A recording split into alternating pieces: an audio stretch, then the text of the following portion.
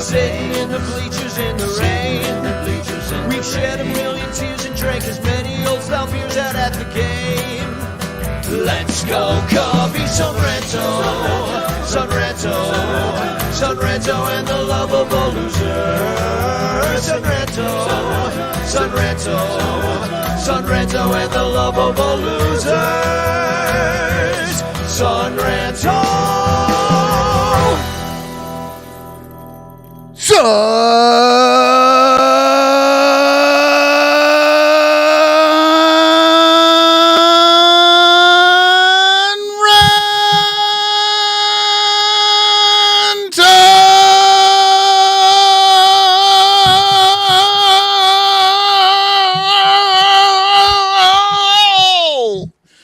Yeah, that's what you get when we're sweeping the trash throws.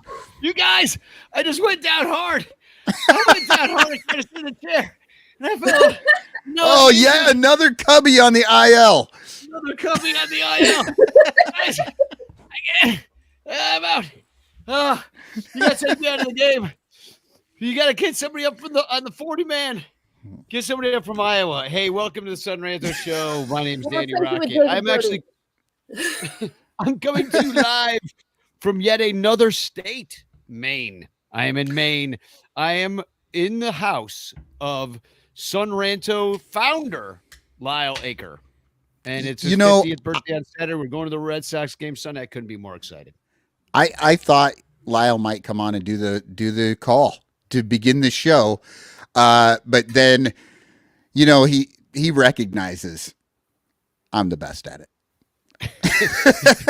He just doesn't want to do this stupid show anymore is all it is. I know. But we're going to do the show tomorrow. But hey, my name's Danny Rockett. I am drinking a Heineken Zero tonight. And that's Infield Fly Girl, who we haven't heard from yet, in a very colorful jersey and drinking a very colorful beer. That's right. Tonight Colorful I have from Pike Brewing up here in Seattle. This one is called Women in Beer. So we are, this is a West Coast Amber. I'm going to go ahead and pour this in a second, but I wanted to coordinate. I got this Yokohama Bay Stars jersey from a friend of mine who lives in Japan. And this 2 weeks ago, I think now, was their girls festival. All of the teams in NPB do a weekend a year where they celebrate their female fans. And they put out these awesome pink, colorful, bright, shiny, cheery jerseys. And so I really wanted the one from this year. The name on the back, I got Yasuaki Yamazaki, who's their closer. It was a really fun walkout song. But look at this. It is pink. It's glittery. Oh, wow. I'm obsessed. And shiny. That's freaking awesome. That is very cool. It is giving me it's giving me a little bit like hospital smock at the maternity ward, with the where the new babies are, and then they here's a new baby, and you wear that jersey. She's the fun. She's the fun nurse. You know what else I got? Well, first of all, I got this to bring to Chicago. This is the Bay Stars mascot, DB Starman. So I'm going to wait that around and see if Shoto recognizes it. But we also have one Cubs legend who is on the team this year, and I got his support towel. I told you guys about support towels. This is Rowan Wick's support towel. Oh, wow. I was not expecting you to say Rowan Wick. I wasn't expecting to hear about support towels, but so I love it. Can a support towel be like Linus's blanket, like your security blanket? You just, instead of a security blanket, you just have a support towel. It's the Hitchhiker's Guide to the Galaxy. That's right. Rule number one. The bladder beast of Troll, because if you can't see it, it can't see you. But it also has the added benefit of serving. It's like having, instead of a cardboard sign, you got this, you wave it up in the air, you can spin it around. You can, it is actually a towel. You can wipe your face with it if you want to. But ultimately, you can ball the thing up, shove it in your bag, and it's good for forever. And they come in lots of different designs. That's a support towel. I got some up here. that are support towels for different teams. I love them. You know what, Danny? This needs to be our thing. Let's go into the Major League Baseball support towel thing. Like, let's make fetch happen in the States. Yes. Yeah, well, we can get In the Clutch shirts, who actually sponsors this show, to make us In the Clutch support towels. They might do it. They might be up for it. it. They might even let us use code 10 Son Ranto for 10% off. How's that? There you go. Well, like how I slipped that little ad in there. They do support the show. To be fair, we are contractually obligated to say something nice about In the Clutch shirts and how you should buy them. Well, for me tonight, I have a what are you drinking? I have a Peace Tree Brewing Company. Get a Little Hazy. This is from Knoxville, Iowa. And it looks like that. It is very orange, and it tastes like it has a lot of orange in it. It's a hazy IPA, which I love. It's a little sweet for like an everyday drinker, but Right. but if you're sort of just getting into IPAs, this would be a great one to start with because it does taste very orangey, like orange juice. And then, of course, I'm rocking an old school hat. I love Danny, that you may hat. remember this from a certain photo that has been in the calendar for many years. I had this on backwards and my head down on the bar there in Look at Maine. I Have Cheese. The first time I was there. I Have Cheese exact hat that you guys are not wearing the same hat, except for that I Have Cheese looks way newer and way less, salt head sweaty. Like you've definitely sweated your head into that hat at that point. That's how I had one of those too, and the whole thing turned gray because of my the salt coming off the sweat in my head. Yeah. I love Yep. this hat. So I would like to mention to everybody out there, #Chance in the chat, and I will send a Frank Chance postcard to you by me with a message of love and doom. I sent about, 8, 9, 10, 12 of them out yesterday. It was one of the things I was trying to get done before I left town, and I got it done. So Bernie, it does not smell. Bernie just asked if my hat smells. No, my hat does not smell. I've had this hat for a very long time, but I have actually the reason I still have it is because I have actually taken care of it. And in recent years, I've switched to more the flat brim than this, but yeah, you rocking a gangster style do you wash your I hat? decided to go really old school. I've got my IVNV shirt. I've got my IVNV pint glass. And I've got my old getting drunk in Boston baseball cap. Very thematic. Well, I am actually wearing a Ranter shirt. I don't even know if this is still available on Amazon. It's with the bloody letters of Ranter. It's very from the comfortable Shanklist. It's from the era. Shanklist days. Yeah, I stopped making those. I just kind of exited out the back door without saying anything. But I do love these bloody letters, and I did make a Ranter hat that we're gonna use for Ranter Fest coming up, and people were kind of voting for that bloody letters for the Ranter as well. But in the end, we went with the hat with that looks all space age with the line through it. I'm gonna put it up right now. Now this is exactly like the John Baker Day hats, except for like the trucker hat style, except for it says Ranter.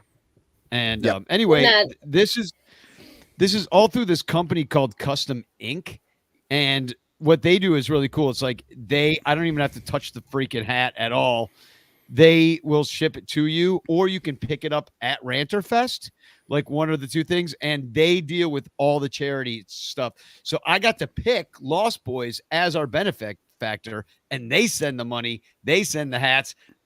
I just bring the hats to Ranter Fest. Who wants them there? You save $5 on shipping or something. But I'm going to drop the link. So anybody that orders that hat that's not for us. That's for the Lost Boys. Boys. Yeah, get out there and support them.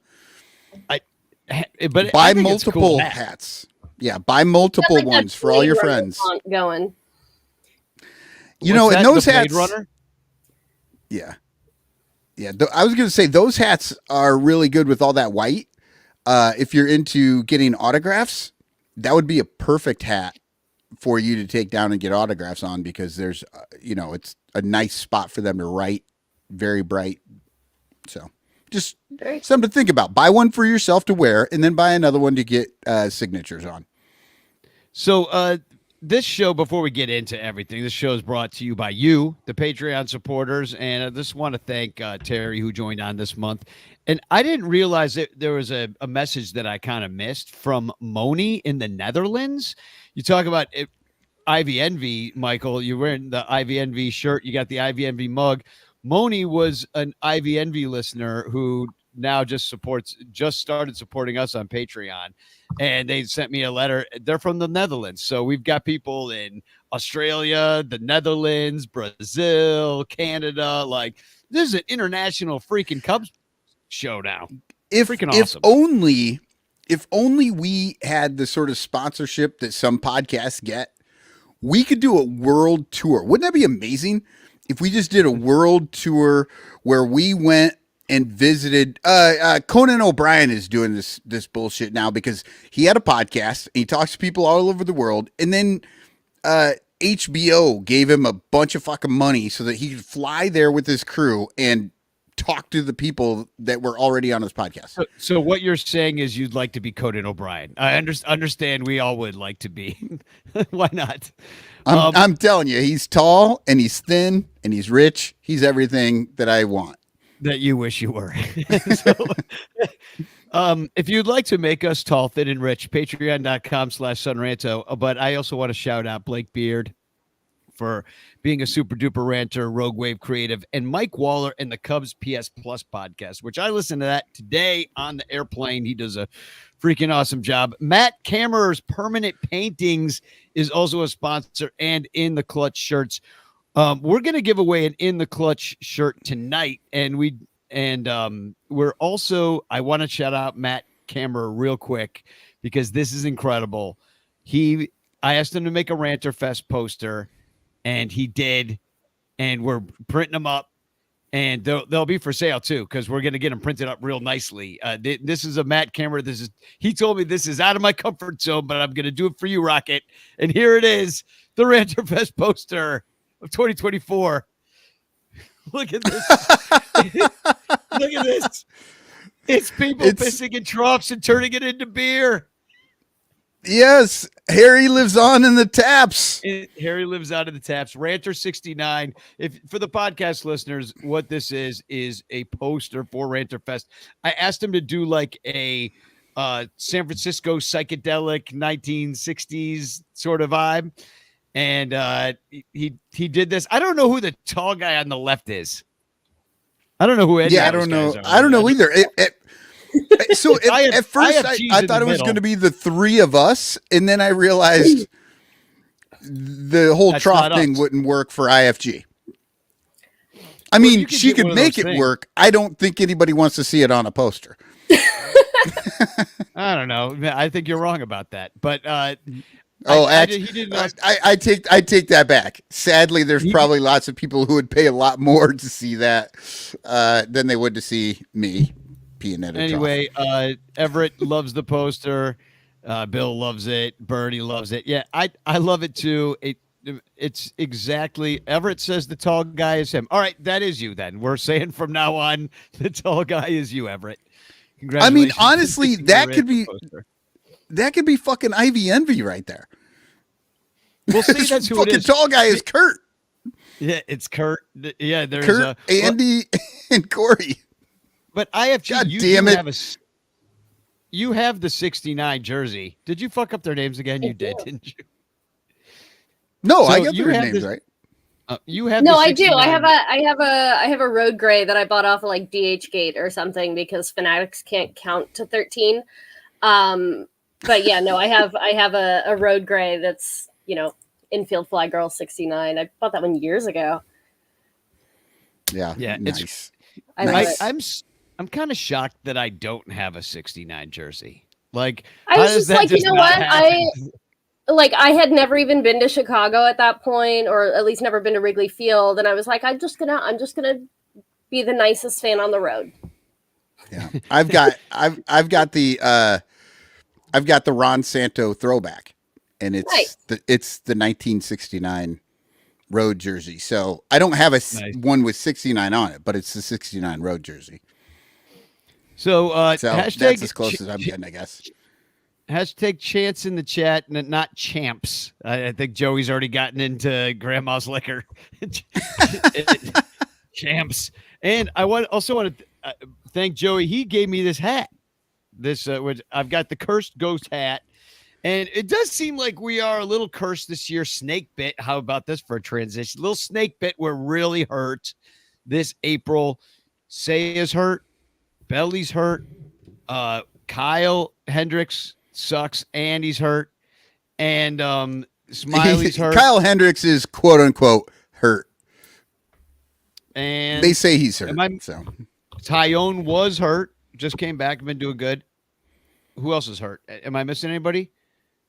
Those are like some big. Oh, Justin Steele. Justin Steele. Yeah, Justin Steele. He's been gone for so long. So, but yet we continue to win baseball games against seemingly good teams. Although I don't think the Astros are good right now. But I don't know. This is going great. It makes me happy. Several ways. It's been great for my trivia team. We change our names every week, and it's always like whatever's going on in baseball. So like for the new year, I did Lang sign someone because we still hadn't signed anybody yet. Clever. Yep. So we had the Los Angeles Tax Dodgers. We were Shohei Ohtani's FanDuel account reps.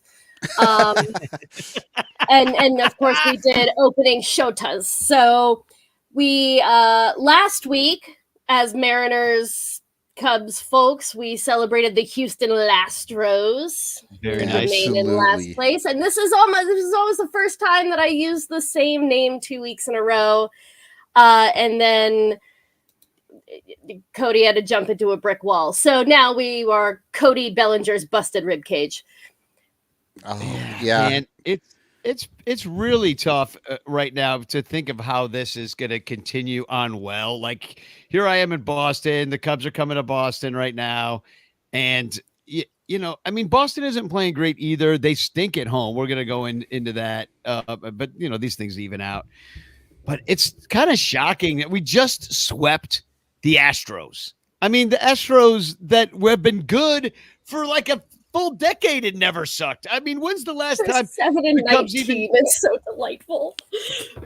Yeah, and their players aren't necessarily performing terribly.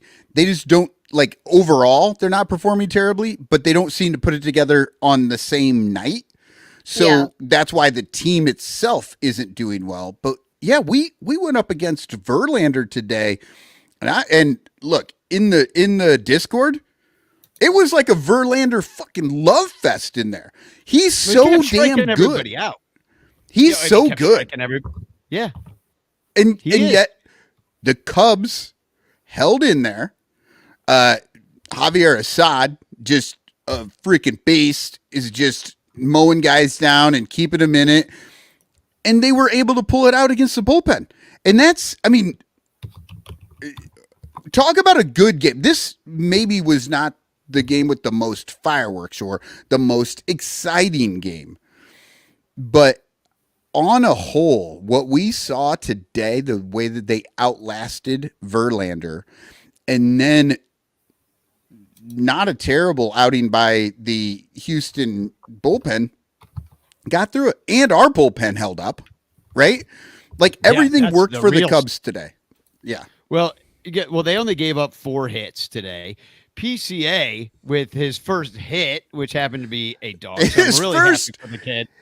The kid can't hit. He's like 30-0 or some shit. He can't do it. And then he finally gets a hold of one, and it went like 369 feet. Yeah, Mike Waller from Cubs PS Plus. I think Talkman put 30 pitches on Verlander himself. There was an Amaya at bat that was a bunch of pitches as well.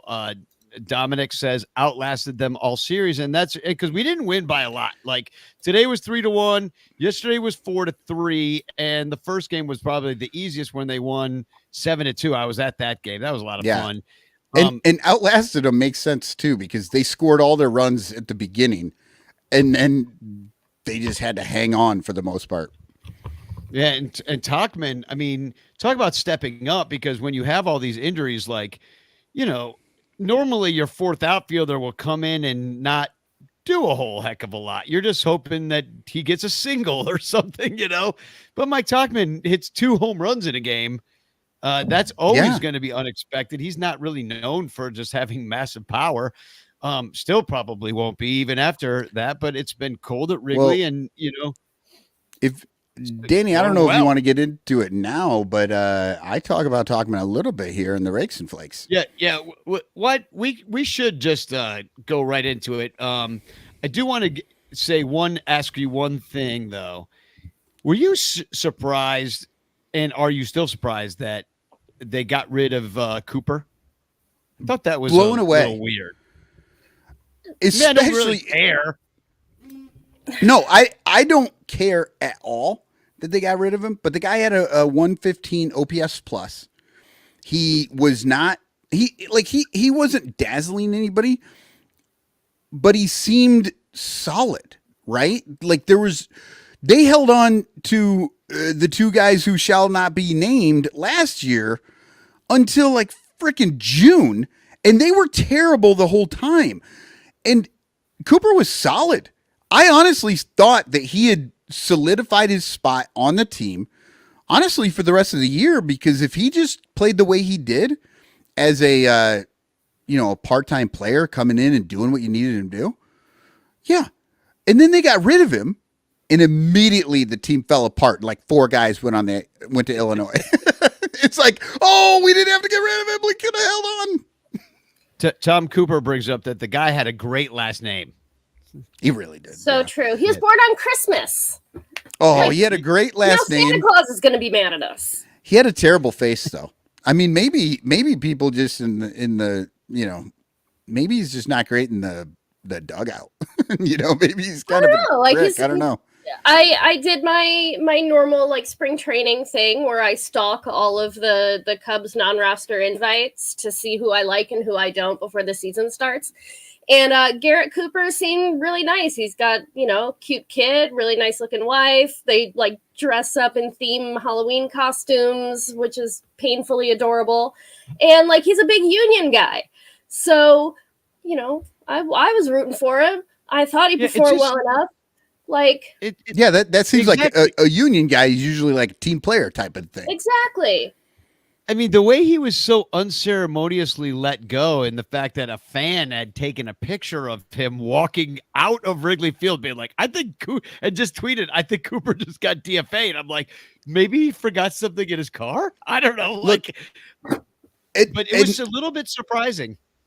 Yeah. How about Cubs fans just being the absolute look? I'm not going to say the Cubs fans are the smartest fans out there, but we are so damn connected to our team, and we know what's happening that literally somebody saw him on the street, took a picture, and like, no, I know what's happening. Dude just got let go. I can just look at him and tell. That's a DFA face he's making. That's DFA face. I've got no. I'm doing fine. Sorry, I just have a little DFA face going today. But it's just amazing that somebody was able to just see this guy walking across the street and put like 3 and 3 together and come up with DFA, right? And just be like, dude's like, done. Why else would he be leaving right now? Yeah. I was absolutely amazed by that. It was not broken by anybody who has a name. I don't even know who did it. Just a picture of a fan on the street.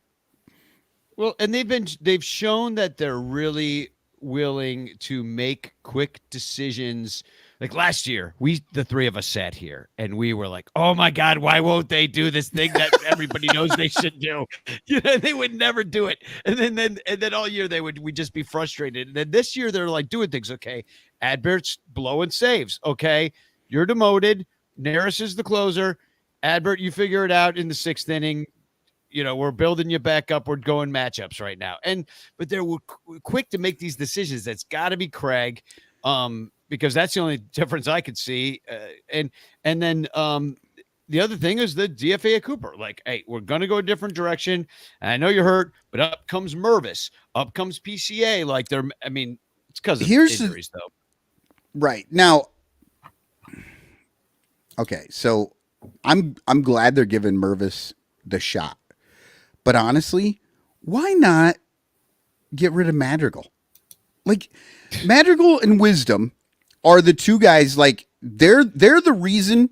If you really want to know, they're the reason Cooper's gone, right? Because if they were just bringing up Mervis and they were thinking the way that we think, we would have been like, no, you're either sending, you're DFAing either Mervis or Wisdom. And I say DFA, even though they could just send them down. But they need to, Mervis is actually already on the, Mervis is on the 40-man, but they thought they needed a 40-man spot at that moment. And I think for a pitcher. And that's the only reason I was saying like DFA, because you would normally just send those guys back to Iowa and bring Mervis up in their place and just do it that way. But if they actually needed that 40-man roster spot, it's, in my mind, it's all day Madrigal. You can make an argument for Wisdom, but I just think Madrigal is the person to get rid of. So I don't know why they went with Cooper. I mean, IFG, Madrigal, Wisdom. What are you thinking?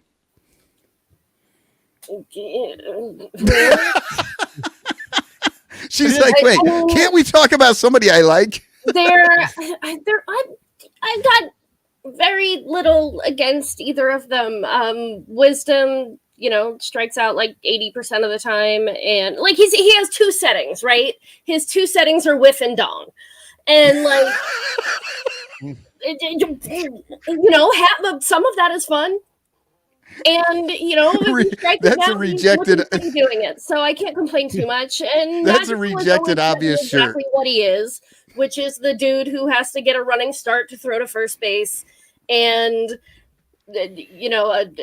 hit weak ground balls. I don't know what you want me to say. Well, especially good. Did you see that play? Like, it wasn't hit that hard, but Morel made a nice leaping catch of a ball the other day, and Madrigal, like, he had to get on a step ladder to even come close to catching that ball. But regardless, Craig, and I mean, it's not Nick Madrigal's fault that Christopher Morel is 2.5 feet taller than he is. Yeah, well, but that's the thing. Like, I think IFG, you said it best.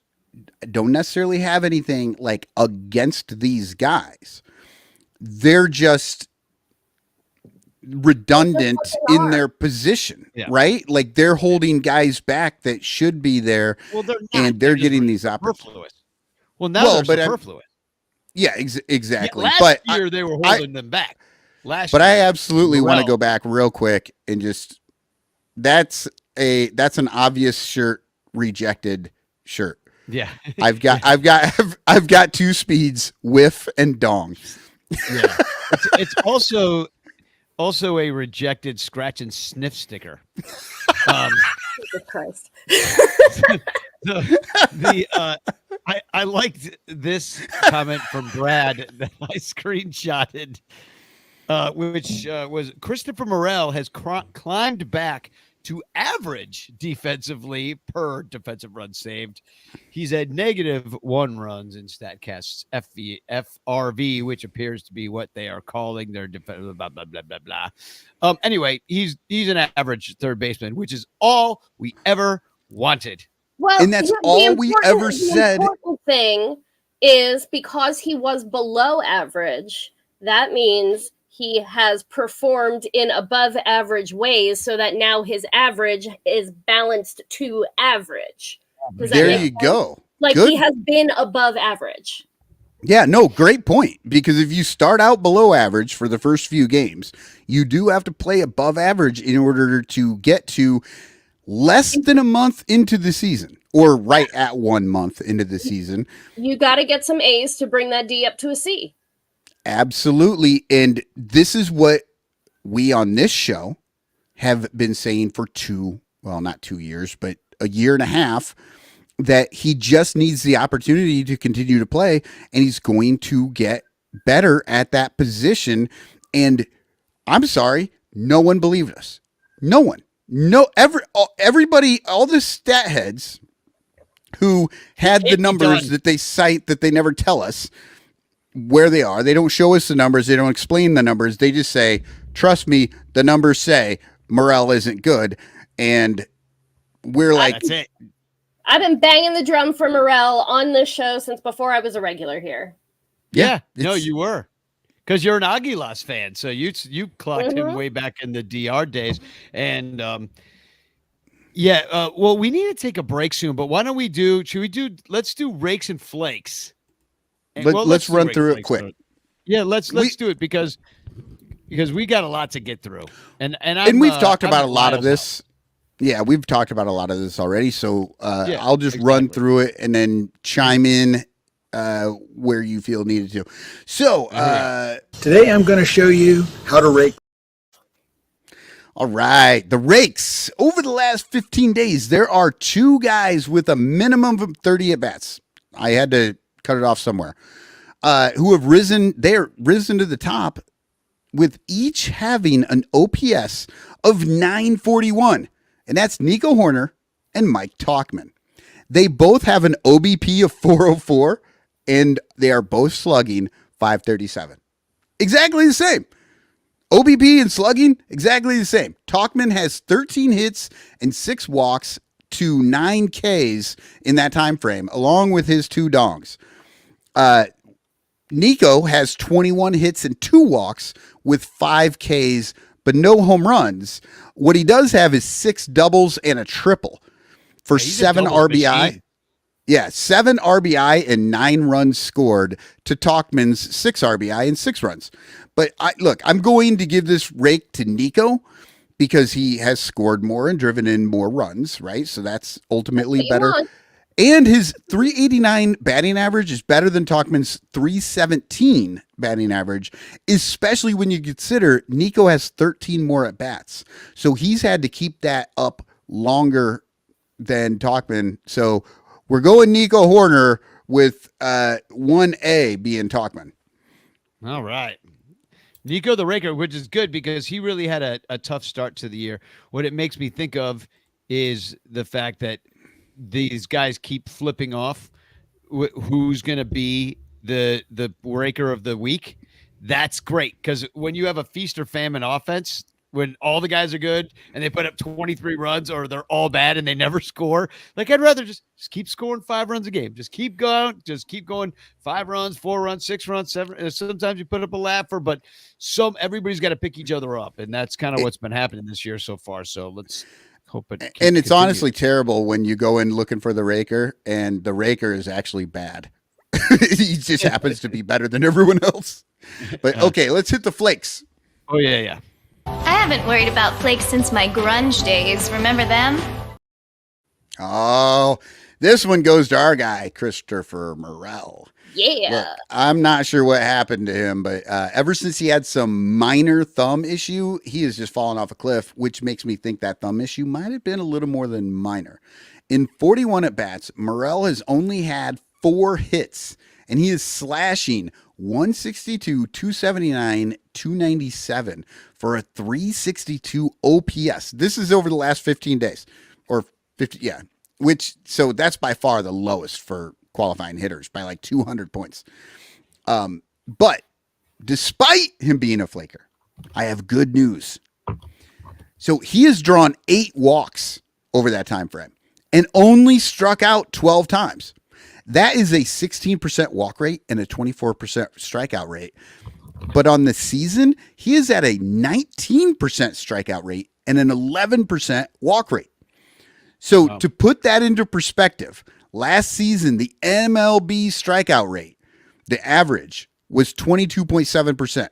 So that his 19% on the season so far is better than that. And then the walk rate was 8.6%. And he's at 11%. So he's above average in both of those categories.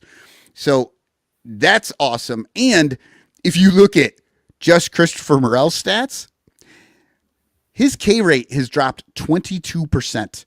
22%. The average strikeout rate of the entire league last year, he has dropped.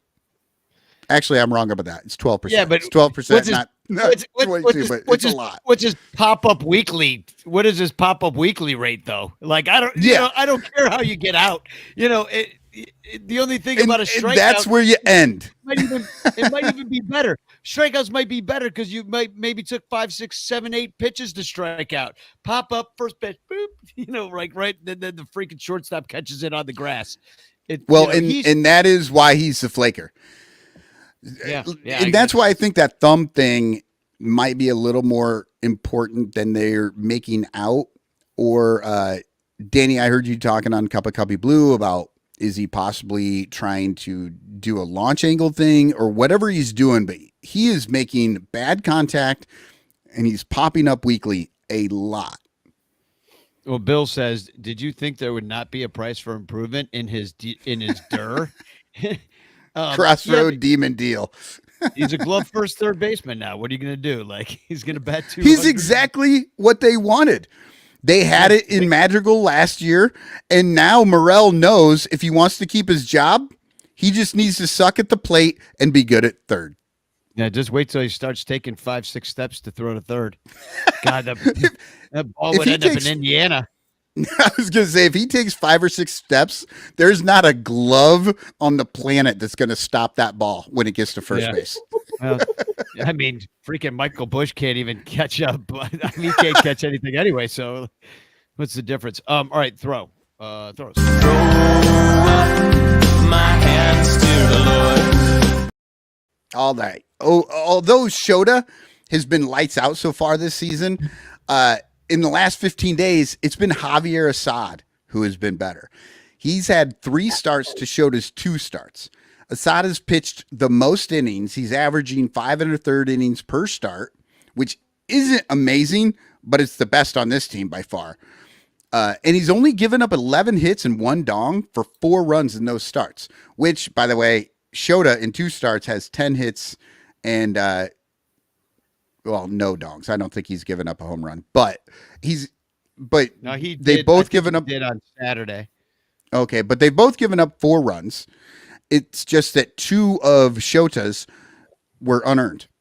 So that's why Shota has a better ERA at the moment over these last 15 days.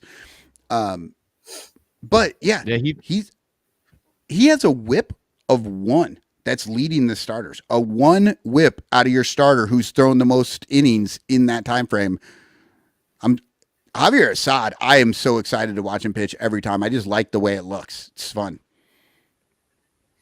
Yeah, he really has been good. He got screwed in that one game that they blew against the Marlins when Alzolay got demoted from closer.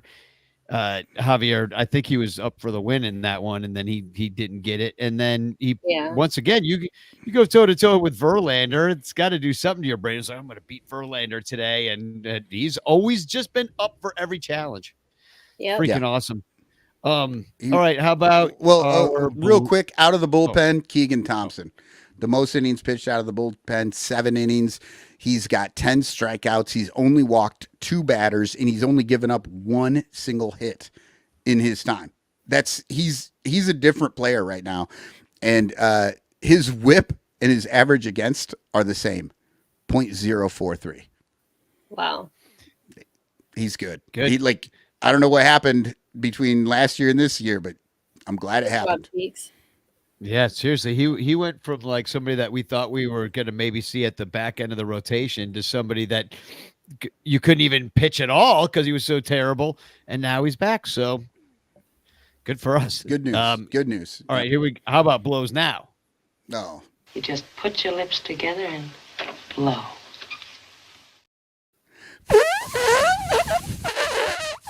Oh, I blew out my shoulder. I don't even want to look up these stats. We all know who the blows is. It's Kyle Hendricks. Kyle. The last of the 16ers, man. He's not long for this team. Last 15 days, his ERA is in the double digits, and his strikeouts are in the single digits. And that's really all you need to know. It's a tiny sample size, but that's his fault too, because he can't make it past 4 innings. So, he's got a small sample size because he doesn't last long. And then out of the bullpen blower is Adbert Alzolay. I almost gave it to Smiley because technically Smiley's numbers overall are actually worse than Adbert's, but Adbert's problems have been much more detrimental because of when they come and how they come. Well, and he's given up all those home runs too. I mean, that's the problem. Yeah, exactly. I saw Not this good. about Hendricks. I saw this about Hendricks online. From MB Vader says Hendricks to the IL, ERA inflammation, and that makes me wonder: like, is it real IL? I mean, is this a fake IL? Like, is this like go get your head together? Your back hurts and figure it out. We don't want to cut you. Sarah Sanchez had brought up the idea that there might be some pension issues here, like getting the full pension. That was a really good point that Sarah made. I was listening to that one. If you're not, look, all of these shows, if you're not a Patreon supporter and you don't have a specific feed for Son Ranto, even if you are a Patreon supporter, you should also have the Bleacher Bunch Network.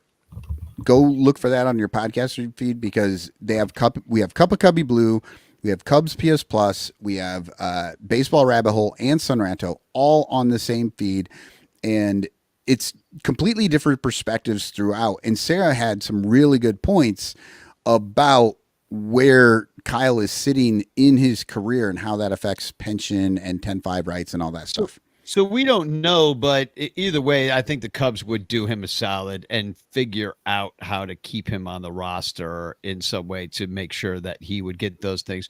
I don't know that he's toast. Like, you know, maybe you do pitch him out of the bullpen. Maybe you just give him this little break and see if he can't figure it out. But when you've got guys like Javier Assad, when you've got guys like Ben Brown and even Hayden Wisniewski, who's up now, and he did great out of the pen today, and you've got a manager that knows how to piece these like number 4 or 5 young guys together to get through a ball game, you'd kind of rather do that than put Kyle out there who's not going to give your team a chance to win. You know, then I'm sounding, I hear the sadness in my voice as I say it, you know, but you can't do it. I feel like I'm taking my old puppy to the vet, you know, like,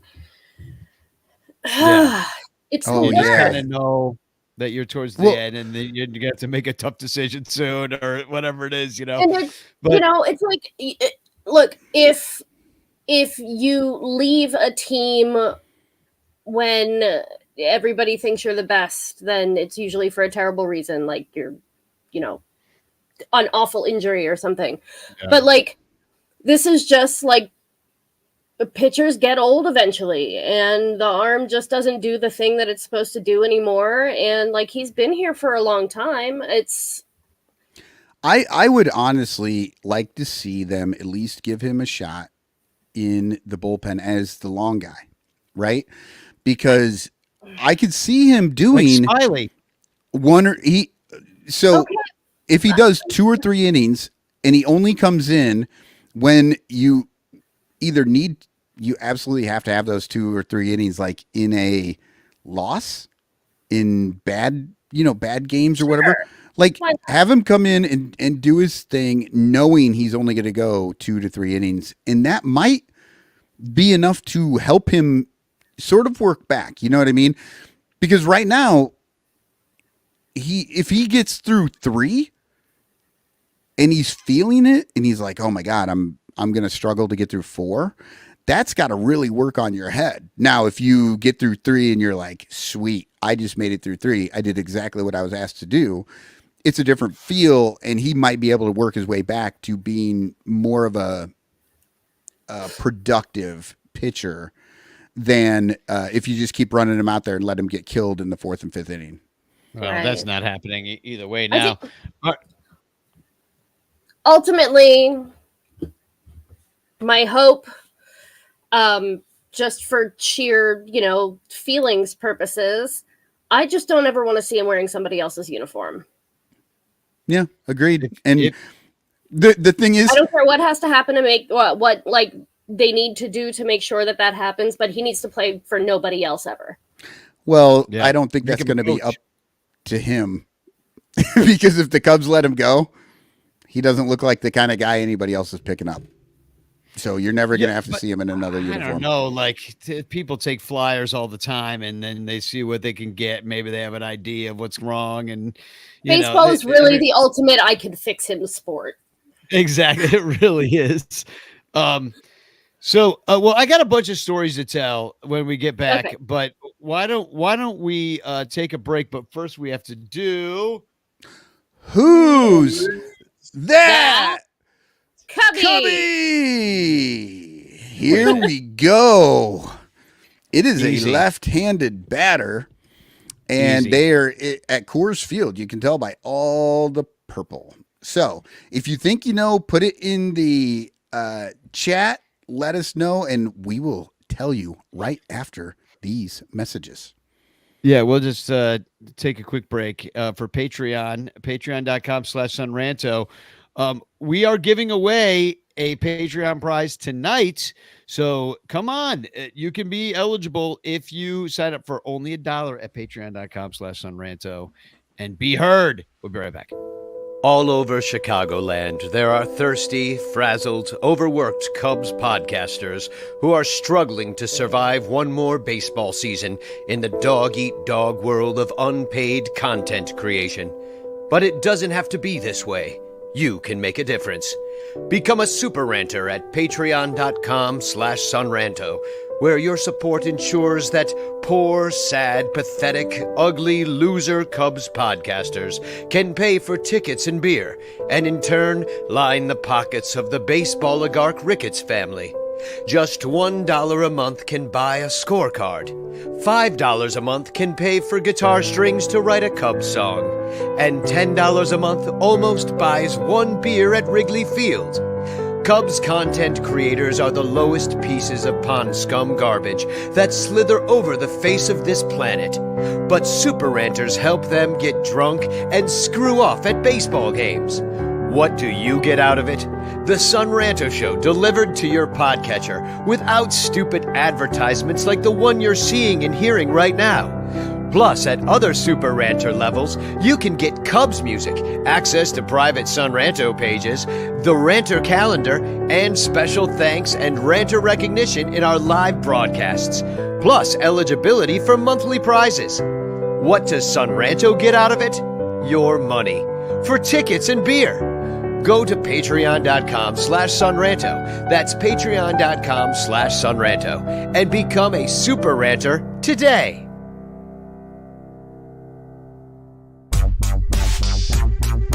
If you like the Cubs a bunch, buy your t-shirts from In the Clutch. We've got all the best styles for you. Dansby, Saya, Morel too. Clark Fly in his double U. Cody Bellinger smoking dupes. Vintage shirts from days of old. Patrick Wisdom and Nico. You'll look sharp wearing your stro. 10% off with the code SONRANTO. SONRANTO. InTheClutch.com is your store for the most fun baseball shirts on the planet. Don't forget to use promo code SUNRANTO to knock a couple bucks off your purchase. Stack or die, we need more cups. Get it all at In the Clutch. Cause if you like the Cubs a bunch, buy t-shirts from In the Clutch. Get it all at In the Clutch. Get it all at In the Clutch.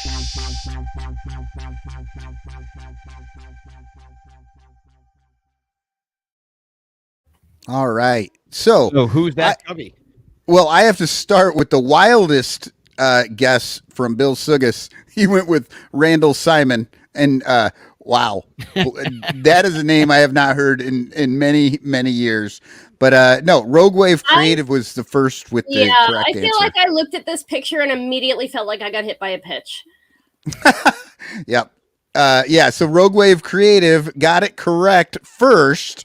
Lots of people got it correct, but it's Anthony Rizzo. Yeah. You can tell those Rizzo. Those My thick elbow hurts. those tree trunk thighs he's got. So I want to say hashtag chance in the chat. You could win a Frank Chance postcard sent to you by me with a message of love and doom. You just saw a commercial for In the Clutch shirts, and Billy DeVore who will be appearing at Ranter Fest as a comedian. He's come on the show many times, works at In the Clutch shirts.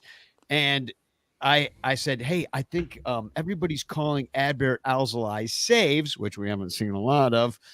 They're calling it the People's Fist when he puts the fist in the air. I'm like, I think if we do a shirt, maybe that people would like it and they would buy it.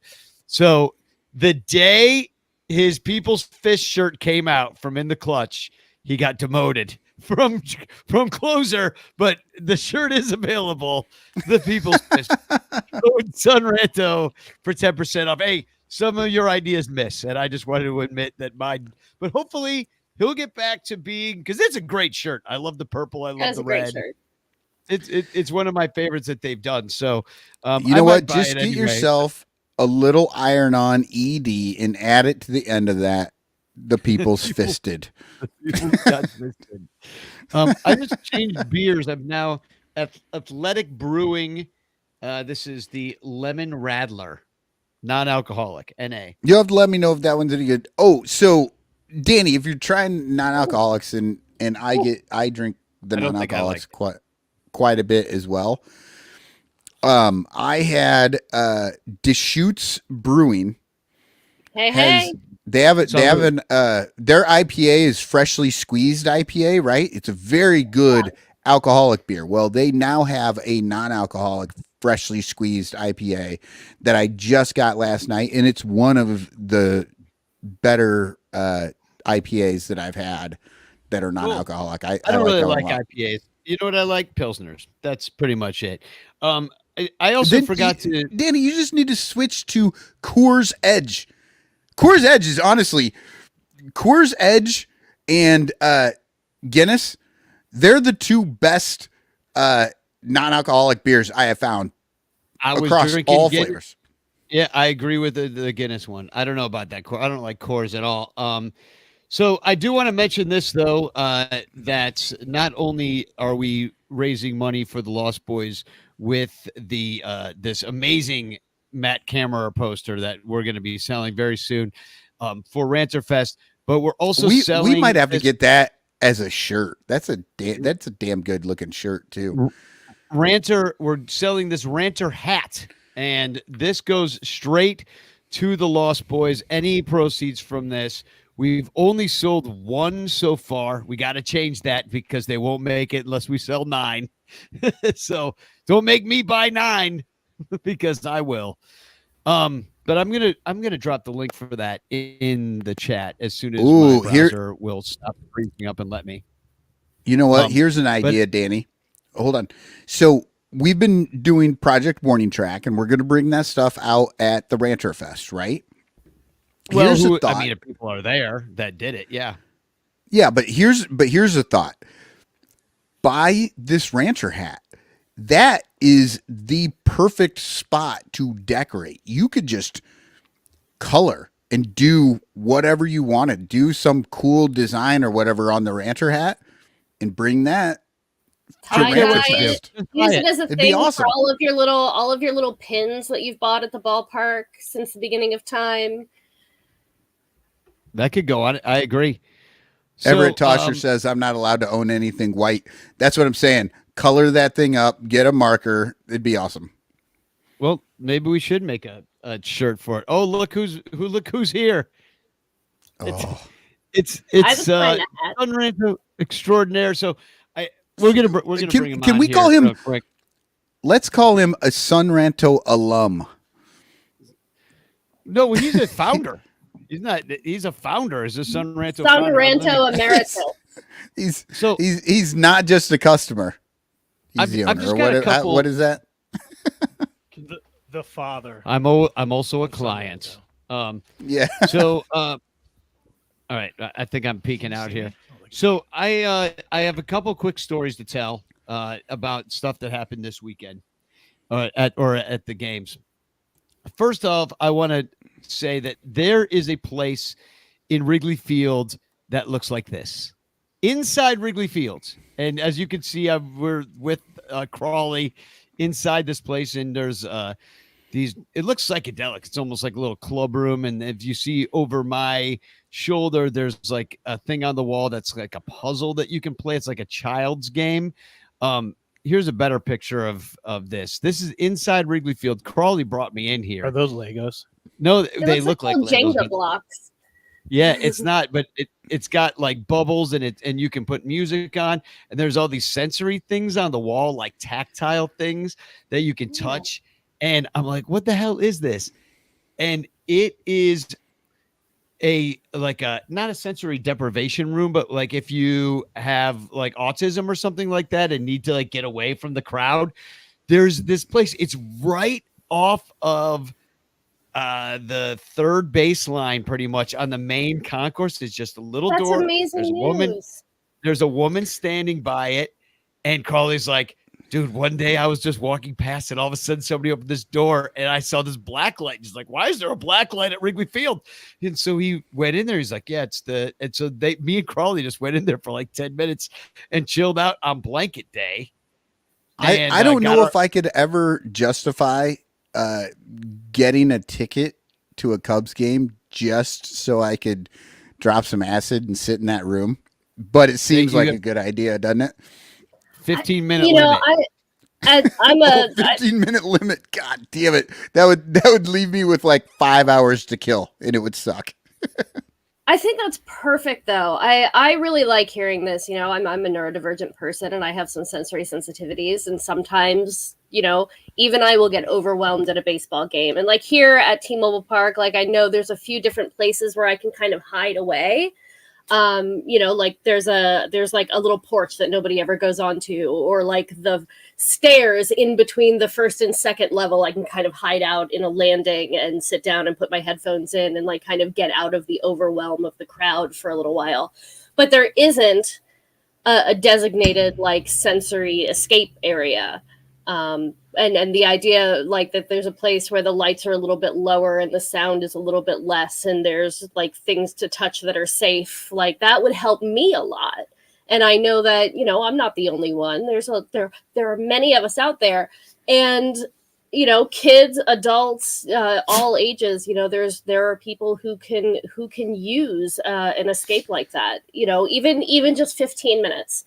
To kind of let the nerves settle down before you go back out into the crowd. I think that's awesome. Good job, Wrigley Field. The world has come a long way to offering these sorts of things, because, I mean, it's always just been drink a few more and hopefully you'll pass out.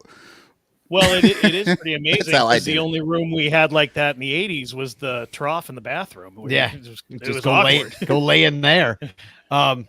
Don Rula says that room could be a place where closers go after blowing a save. They probably do have places like that for the players now. You know, it's places where you can chill out, a little padded room, or you can. I know they have. Don't they have things there where you can like punch the destruction rooms where you go in with a bat and just smash things? Yeah. But no, I think it's great. Anyway, I just wanted to let everybody know that was out there. So that's story number one.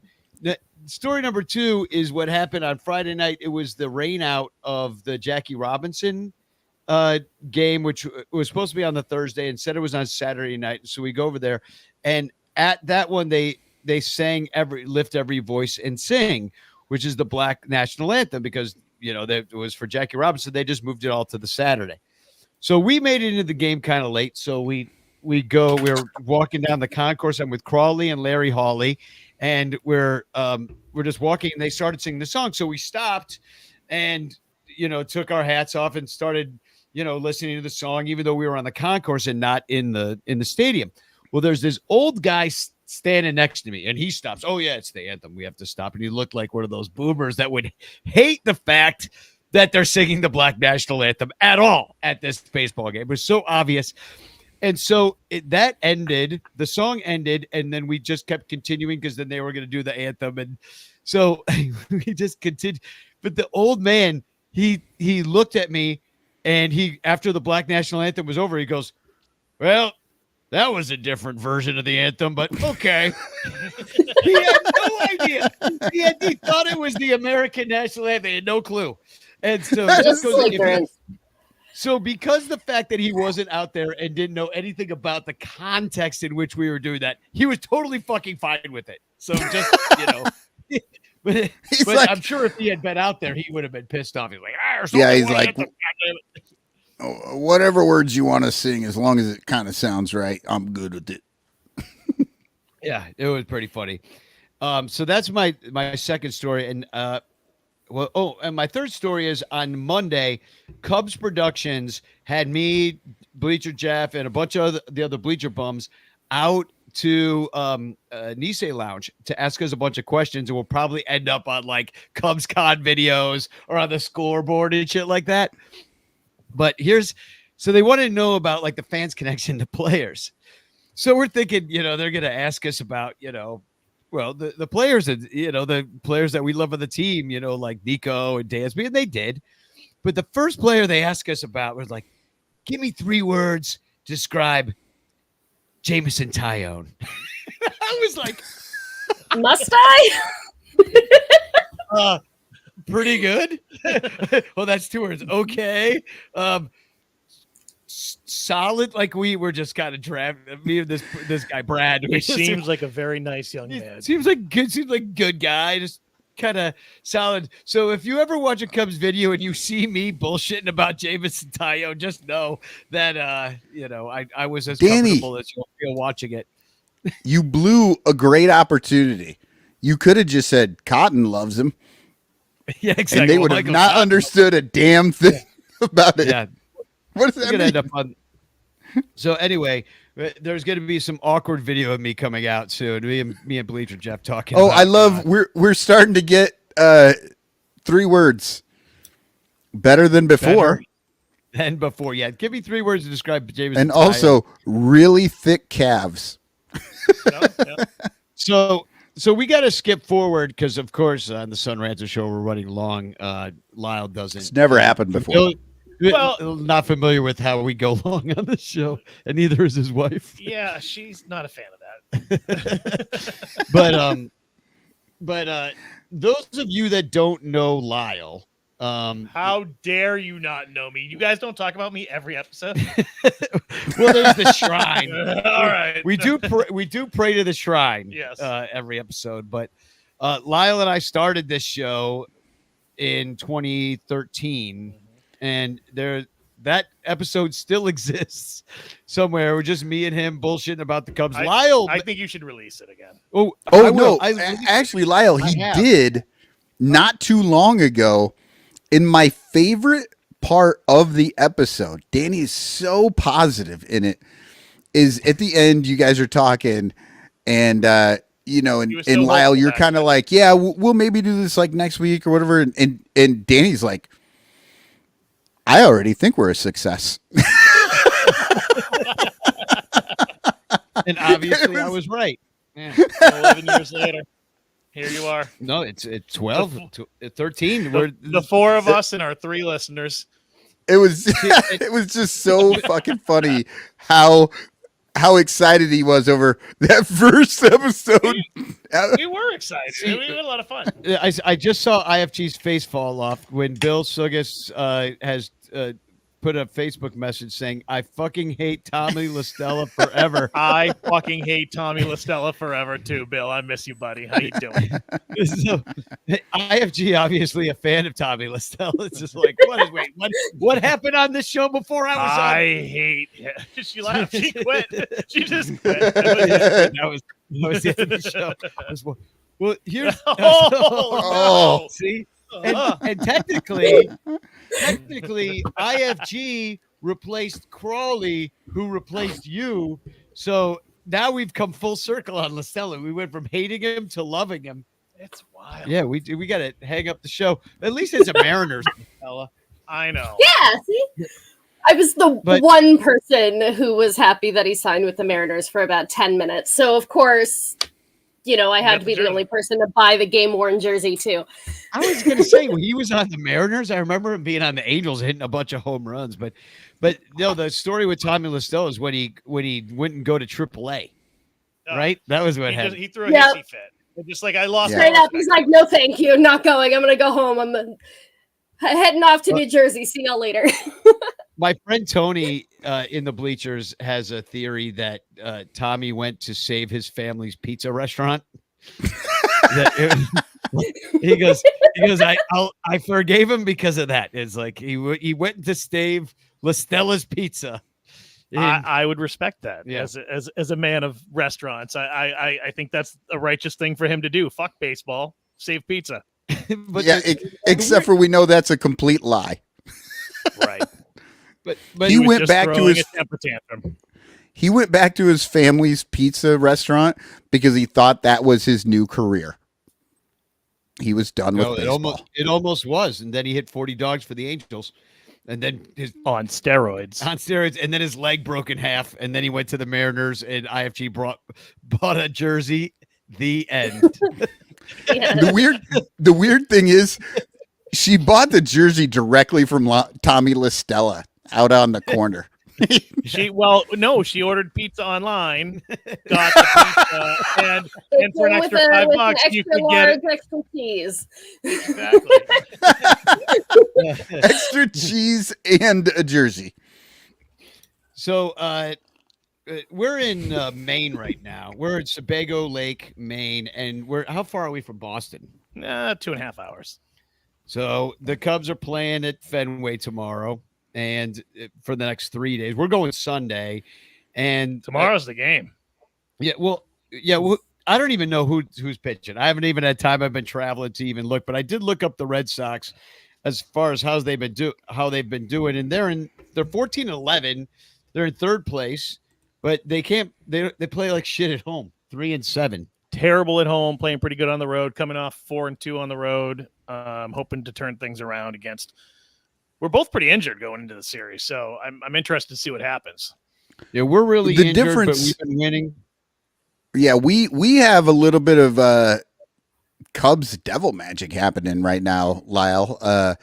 Everybody keeps dying, and yet the Cubs keep winning. Like it's like Highlander. If we keep killing off everybody, then Christopher Morel will win the MVP. Everybody just keeps getting stronger. Exactly. They keep calling up guys from the minors who just seem to fit in and do well. And that's what I'm saying. That's what you always want to happen. You love teams we like might that. have some Cubs devil magic. I mean, so you're saying you're the Cardinals now. Because that was God the damn Cardinals. it. That's not what I'm saying.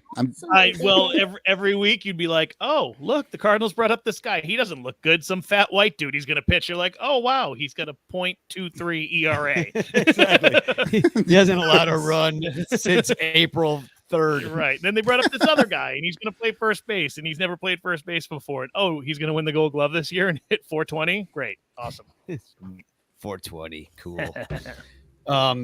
Yeah, but the Red Sox, I mean, are they expected to do anything this year? Or are they, I mean, like tomorrow's matchup, they got Imanaga for us, and he's been our ace this year. What a steal from Japan. And then Cutter Crawford, dude. Yeah. And .66 ERA, leading Major League Baseball in his first 5 starts. This is going to be a hell of a pitching matchup. Where are we watching? We're going to watch right here, probably. Yeah. We're watching it right here. After you finish helping me hang up the trim in this room and fix the doors and finish remodeling this room here. After I electrocute myself trying to help Lyle with his house. Exactly. Danny goes up to see Lyle on his 50th birthday, and Lyle's like, my gift is that you're going to do all the shit that I haven't done here in a little while. Yeah. So there's shit to be done. So, yeah. So yeah, it's not starting that great for the Red Sox yet, but you did sweep Pittsburgh on the road, which was helpful to you guys. You're welcome, and now we'll sweep you just to say thank you again to me. Well, I mean, happy birthday! We sweep you. Are they still, like, don't they have another 100-year-long curse for trading away Mookie Betts? I believe they do. I've truly as the Cubs kind of gave away their foundation and started the rebuild, and the Red Sox just let it fall apart and got rid of Mookie, my love for baseball just changed. I got really kind of turned off, and especially by the Red Sox. And it's been hard to watch. I like the team. There's some good players on the team. There's some good bats on the team. This pitching staff's really just pitching out of nowhere. So it's enjoyable, but I have to say I'm still not recovered from Mookie Betts. And I'm not sure I ever will. You're not that bad. You are second in homers right now. You've hit the second most homers. That's all we do. You have the best team ERA. So when you do those two things, you'd think you'd be better than 3-7 at home, but 14-11 on the overall. So that's not too bad. You're hanging around. It's are you going to be able to beat the Yankees or the Orioles? Everybody's picking the Orioles right now. I think the Orioles are the team to beat. I think the Yankees will fall They're apart. pretty fun. Yeah, they are. I like that team. They do have Aaron Judge.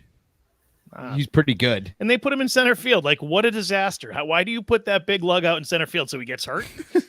I don't understand why they did it, but whatever. Well, they did the math because it's not about what you can actually see. It's all about the math. And they were like, he's 7 feet tall, which means he gets an extra, 8 inches every step. So he should be able to cover center field better than a 6'3" guy. We're going to put him out there. 7-footers, they blow out ACLs and MCLs when they make lateral moves and are running side to side and backwards. So I just think it's a terrible idea. Like, leave that guy in right field. I'm just picturing center field being taken up by like a Nick Madrigal on a Nick Madrigal's shoulders.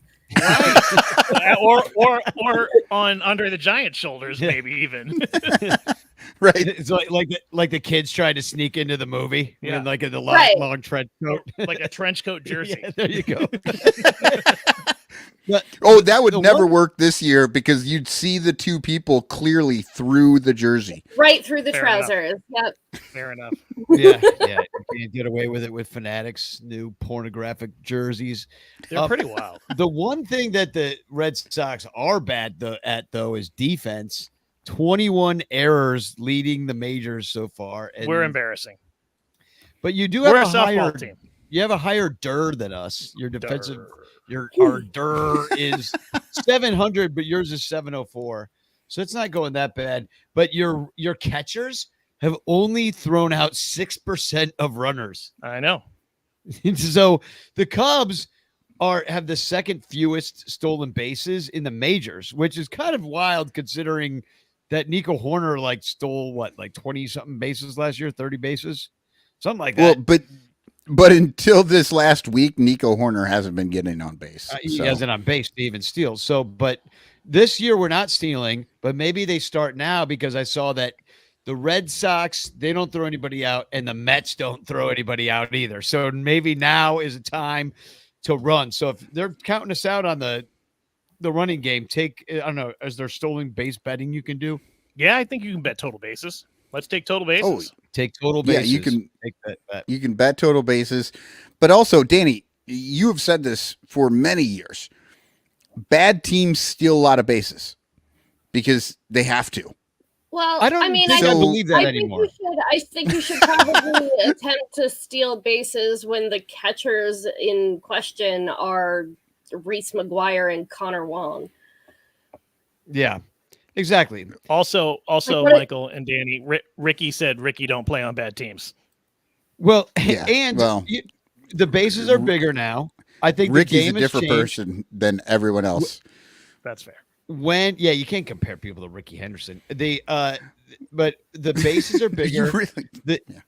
You can't throw over as much, so it's just advantage runner.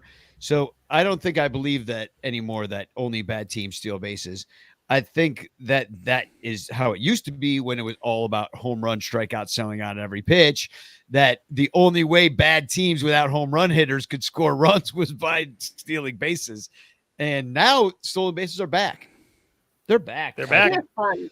They absolutely are. They are and fun. You know what? Here in just a few minutes, give you a chance to think about it a little bit, Lyle. If you want to tell us what you think of all the new rules, I would love to hear what you have to say.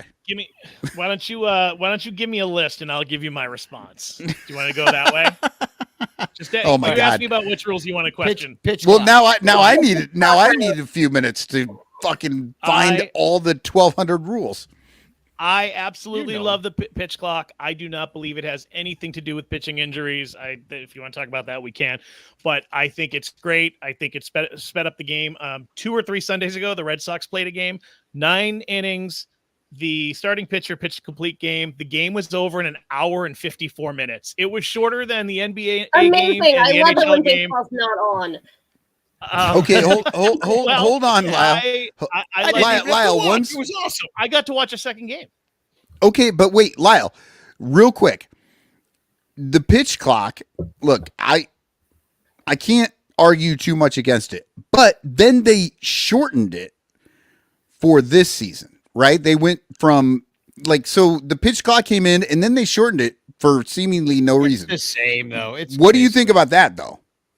Did you think it needed to be shortened? I want it to be 3 seconds. 3 seconds. I want them to just grab the ball. As soon as they get it, they got 3 seconds to throw it again. I don't think it made that much difference. I don't. Are the games quicker this year? Yeah. Has there been any I don't reports think on that so. yet? I haven't seen anything. But let's how about extra innings? Manfred man, runner on second. I don't like that. That's just a stupid rule. I think there's better ways to do it. I'd rather have ties in baseball. Yeah. All right. We agree. 100%. How about Tie after 12? Cut it after 12. I'm all about that. Unless it's the playoffs. If you can't win in 12 innings, nobody won. Yeah. bigger bases? I think it's okay. It's kind of silly looking but I think it's okay. I think if it helps, and I think if there's less injuries and that's the thought behind it and less collisions, I'm okay with it. 3 batter Yeah, minimum. I was just going to ask you. The follow-up was, what do you think it looks like? Because those bases, for a person who's been to a lot of games, they look weird, don't they? They look weird. I'm uncomfortable with it. Just I'm like, what's wrong with the field? I'm like, all right. Yeah, you second base is awfully close to me. It's like the uniforms. You're like, is something is wrong? Javi Baez wearing a thong? Like, what is happening over there? Like, it just you just don't know what's happening. It'd be good for the game. Yeah. Javi had a thong. It would. Javi's wearing multiple thongs. He's trying anything to get better. You asked me about another rule. Yeah. 3 batter minimum. Yeah, 3 batter minimum. I think I think it's innovative. I think it's fun. I'm pro it because I feel like I don't know that I love it in the playoffs in the postseason, but I like it for regular season baseball. The pitching changes took forever in the regular season. Yeah, and there was just so many of them, and it's silly. I think if a guy's gonna go, but man, what other rule okay. change? That's pretty much it, right? No, no. The biggest rule change. He just brought it up. What do you think about what I call the postseason tournament? There's no longer playoffs. Yeah. Playoffs have gone away. We now have a postseason tournament, and all the kids get to play in it. How about we go back to the best record in each league just plays each other in the World Series? Do you want that? When was it MAGA for you, Michael, or BAGA, or make baseball great? No, I honestly, I personally loved the play-in game. I thought that was great. I thought that was the peak of it. I thought that was really good. A play-in game to get into the playoffs was the best. But it is sort of what you were talking about, Lyle. 62 games, and now you have to play one extra to see if you're worthy. Like, I don't like. I get it. I think it's fun. I agree, but it's also it's fun. That's the only thing. It's fun, and if you don't want to play in that game, just be a little bit better. Yeah, that's all I'm saying. Right. And it gives an actual incentive to build a team that can win games. Yeah, because right now, I mean, you just get in and you get to have that 3-game series, and it's kind of just another series and blah blah blah. And it's that's why people love March Madness so much. That single elimination, anybody could win a game at any time. Crazy upsets, and that's what makes it fun. You're just like, shit, well, here we go, one game. That's why the NFL is so popular, I think, and especially when you get to the playoffs, people are like, "Oh my God, anybody can win this game." And what one injury or one bad game or one bad mistake, you're out. Yeah, So. The answer to your question was, I think that was peak. And at this point, if they're going to do this fucking, everybody gets in tournament bullshit, I honestly think they do need to go to some sort of a trophy for a regular season champion. The American League and the National League need to have whoever has the best record gets like the a NHL trophy. Does. The NHL has all the trophies. They're like, "Oh, you won the President's Trophy this year. You had the best record in the league." Yeah. They need to have something like that because some kind of incentive. Because the tournament has now devalued the regular season so much that now everybody's just trying to be that middle team. We're trying to have a 503 winning percentage because that's all we need to get in.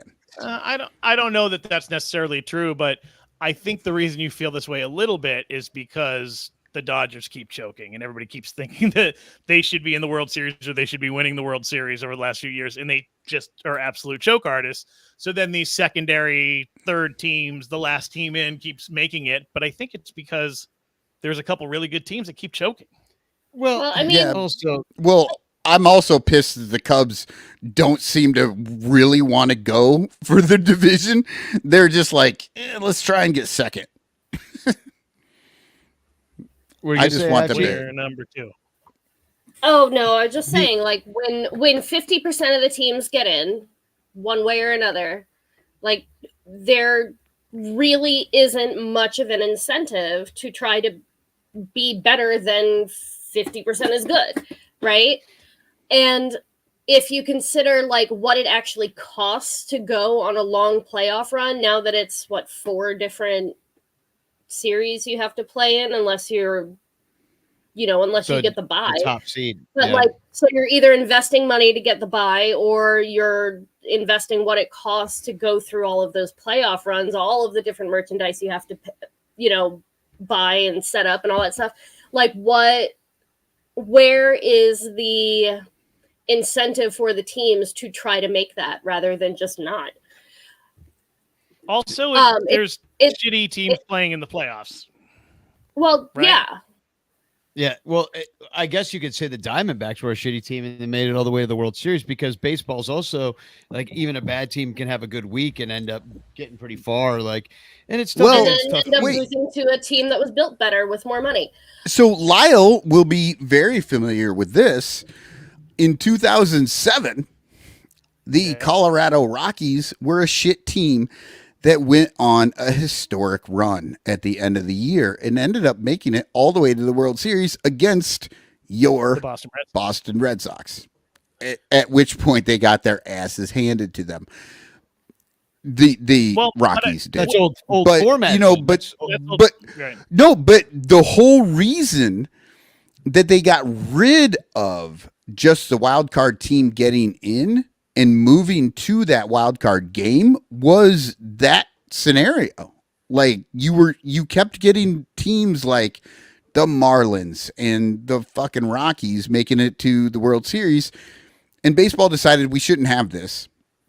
They went to the wild card game and it fixed the situation for many years. And then they're like, let's just have a tournament now. Yeah. By the way, Michael just asked you about the new rules so that he could talk about the new rules. And by the way, these are old rules and they've been around for 2 years, but Michael brings it up every show. I don't bring it up every show. Michael needs to rant. Yeah. He's like, hold on. Lyle and I have not had a chance to fucking talk about this. And Lyle and I would go back and forth on this all the time. And honestly, you really want me to fucking blow this place up? What do you think about the universal DH? Because it's a fucking abomination. Pitcher's king. Exactly.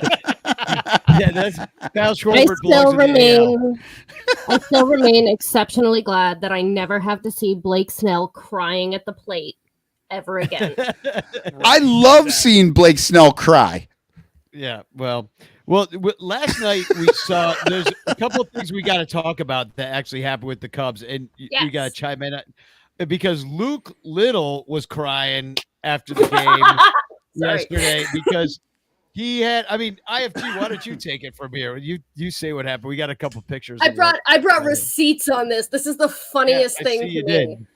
So Luke Little has been carrying around this glove with an American flag emblazoned on the pointer finger of the glove. Apparently, this finger?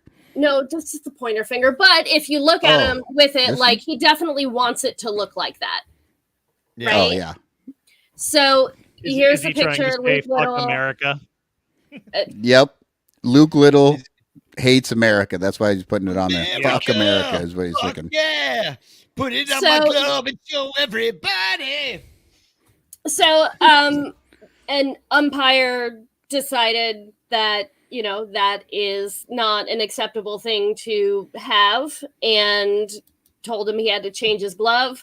Another glove was brought out that also had an American flag on it. So they had to bring out another glove that wasn't even broken in because clearly he never thought that violating the glove rule would affect him in any way.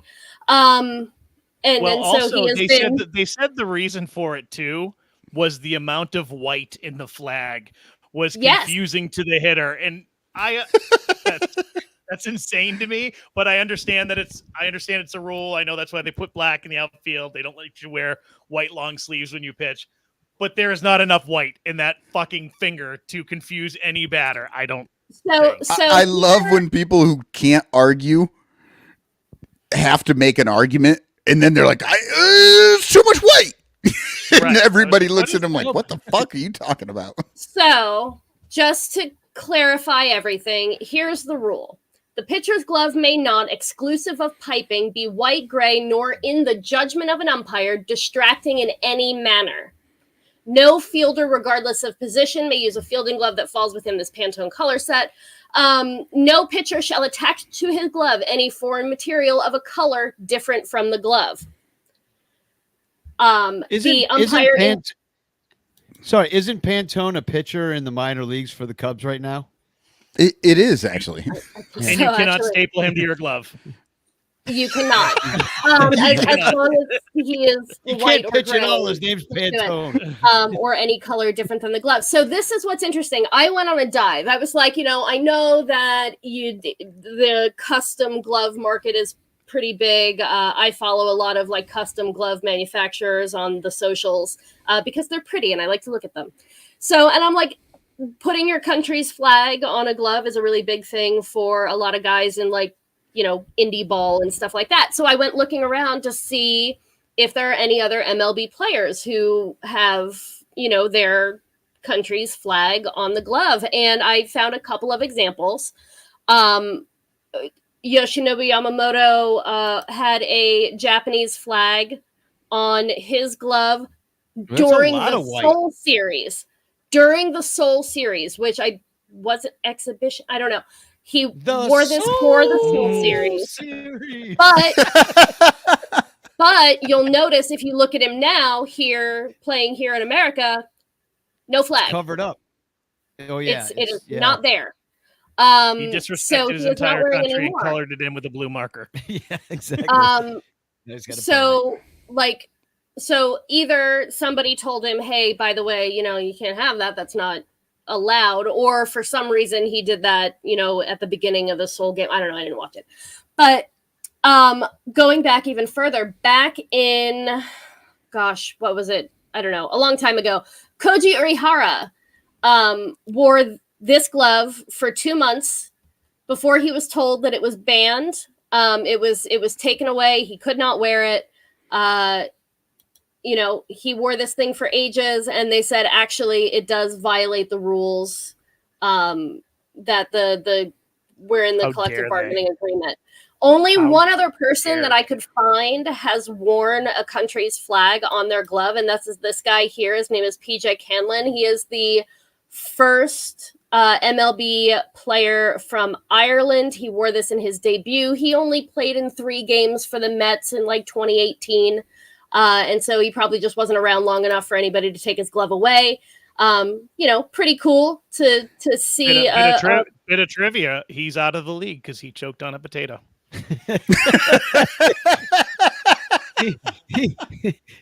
That dude. So- Well, remember Eddie? That's actually pretty cool. I like that. They called it the Great New York Potato Famine.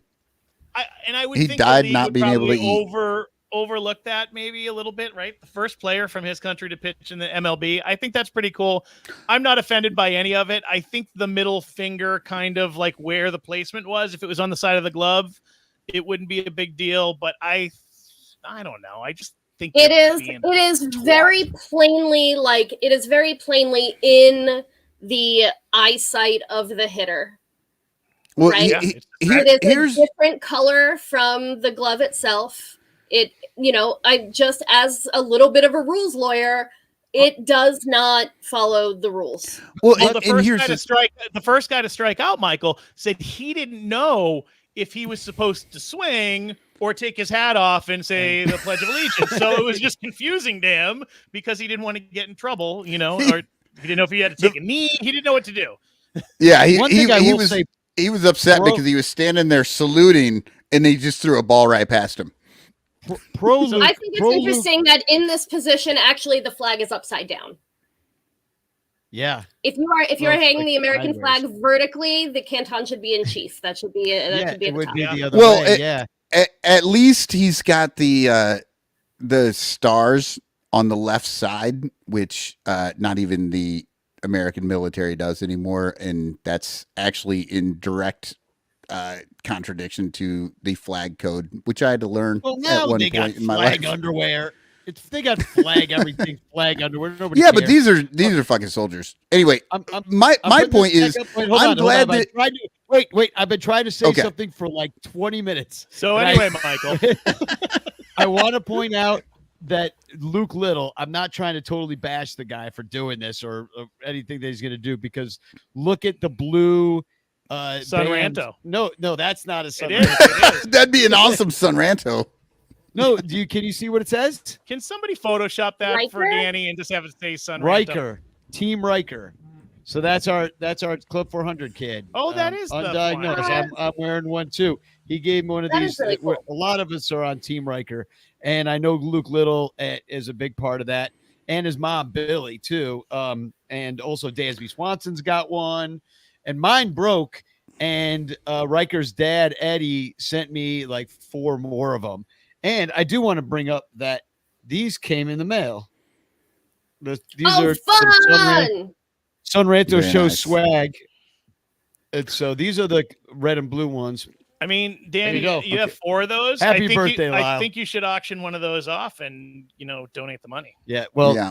Put 400. Oh, okay. So we are donating the money to Lost Boys, though, but they work with Club 400. In- We're giving the Danny, money away. We're giving the- in actual reference to the flags, though, I will say I'm glad that IFG did the research and looked, because they're trying to make this a anti-American, anti-patriotic bullshit, but it's not. It's any flag, and it happens to have been enforced on other flags, and now it's being enforced on our flag, and this is what happens.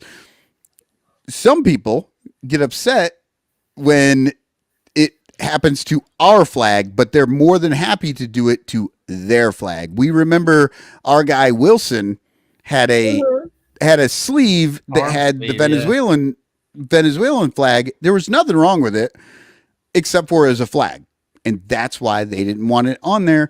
And in my mind, it doesn't matter if it's the American flag, the Chinese flag, the Venezuelan flag. Nothing matters. If the rule's against flags, then don't be a flag it. Just fucking take it off. George Carlin said, "Flags are symbols, and I leave symbols to the symbol-minded." Exactly. I'm gonna let the dog out. Yeah, the dog's going very, nuts. very nice. Yeah, I like that Luke Little, but he is the one that's making it that way. Luke Little goes out there on his Twitter, and I love Luke Little. Like, this is the problem. It's like, Luke, bro, he says, proud to be an American, flag, Hulk Hogan, go Cubs, go. And of course, he uses the guy that got in trouble for being a super racist on camera in a sex tape, I think. Yeah, so maybe not the way to go. And then somebody said, but did you see what, because this is a TFC too. It's like underneath, why the fuck are you making this political, you fucking idiots? It's like, yeah, it didn't have to be. It's not, this is not anti-American. I mean, the umpires are not communists. Like, why? You know what I mean? Like literally could not be further from the truth. Like, here we are with me, IFG, siding with an umpire. Umpires, I know. It's like, hey, if you had to pick one group in this country that I would assume is fake patriotic, it's the umpires. They're just, that's who they are. They're all 800 years old. They've been indoctrinated for the last 80 years. Like, yeah, those guys are not fucking anti-American or anti-flag or whatever the hell they are. So that was just a bit of an embarrassment to be a Cub fan this week. I think just that all went down last night, and everybody started acting the fool. And did you have any more examples of? I don't know if you went through all the glove pictures that you had gathered. No. It's literally, it has just been like the Koji Urihara thing, which again, gorgeous flag. That's the Koji. And this is even on the side. Like, this is on the thumb where like you really wouldn't see it. But he got to wear it for a couple of months, and then they were like, you know what, this really doesn't follow the rules, and we're gonna go ahead and take that away from you. It's all fun and games when it's a different flag. IFG, can I ask a question? Did he really cry? Did he really cry? Blake Snell? I did not. Luke? Luke Little? Yeah. Luke Did he truly like? No. I mean, he threw an internet hissy fit. I cannot tell you whether or not. I just wanted to clarify, like, if he was on TV crying, because I wanted to see that video. As far as I know, it was just an internet hissy fit. Well, what a dick move to be like, let's go get another glove, and the other glove comes out with the fucking flag on it. It's like, who went to go get the? That's actually funny to me. Yeah, exactly. No, it's like when they take off the sunglasses and then there's another pair of sunglasses. No, but I did unfortunately read the Fox News article that came out about this. Oh, Jesus Christ. And they're quoting Luke and they're being like, and then I had to break in a glove. I've never even used it before. And it's like, well, then, I don't know, follow the rules. I don't know what you want me to say. Like, right. Well, the rules are right there. You can read them. And it did come out that he was well aware of the rules, because the clubbies were like, dude, you're not supposed to do that. And like, I don't didn't they care. receive emails about it and stuff? I mean, also, anyway, it's not like it's a new rule. The flag code, like, you're not supposed to be wearing the flag in any way, right? Very true. Yeah, I don't think right. So unless it's in an official capacity. Right. Or you're wearing a bikini in a Budweiser advertisement. That's fine too. Very politically. As long as you're holding a gun. Actually, watch Sunday Night Baseball, because you'll see Danny and I in the bleachers in our Budweiser bikinis. Yeah, exactly. The really weird part is every time Luke Little's hand touches the ground, they have to go out and burn the flag, and like a bunch of Boy Scouts come out and they fucking make a fire with a stick and a string. It's actually one gun salute. We lose half the population of the right field bleachers. He's dragging that flag through the dirt. Yeah. Well, that's why they burn it every half inning. No, Alexander Miller asked if Luke can wear that little wristband either, and I don't think he can, because it does have white on it and it is on the pitcher's hands. I recall, and that was a picture also. Yeah, I think that was just a picture. I haven't seen him wear that on the mound or anything. Yeah. I do remember like a few years ago they had Players Weekend where they did like the black and white uniforms, the half black, half white uniforms, and the players that were wearing the white uniform were either wearing a black hat or just wearing the regular team hat. I don't quite remember which. But like the pitcher did not wear the white hat because it was deemed that would be distracting or could be confused with the ball. So they wore the regular team hat. They wore like a regular Cubs hat. Yeah, the whole rest of the pitcher's body made no difference, but his Eddie Butler had his sleeves cut your off. uniform can be white. Like we have tons of white uniforms in baseball, but your hands or your head should not be, should not have white on them lest they be, because those are like the moving parts that aren't your body. Anyway. Yeah. So kids, dye that Vaseline black before you put it on that ball. All right. Well, we got the Red Sox. They're playing the Cubs, and tomorrow's the marquee Cutter Crawford versus Imanaga. Who we got on Saturday? That's the afternoon game, and we're still TBD versus Winkowski, who's got like pretty bad like Mr. Hanky mustache on his face. I'm kind of hoping Wisniewski takes the start, so it's Wisniewski versus Winkowski, the battle of the poles. The battle of the poles. Not since the Warsaw Uprising have we seen. No, sorry. It's never been so polemic. It's a polemic start. Oh, Boog will be insufferable if Wisniewski starts that. But he pitched today, though, Wisniewski, out of the pen. So I don't think we're going to get a Wisniewski. Also, there's nary a person in Boston who's going to give a shit about that game on Saturday because the Bruins are an NHL team and the Celtics are NBA team. I don't know if the rest of Chicago knows that the playoffs are happening in both those leagues right now since neither of your teams are in it. But I just thought we are not aware. Yeah, no. So baseball is definitely number 3 in Boston right now. And then Wicks is going up against Houck. Who's Houck? Tanner Houck? Is that his name? Yeah. Houck?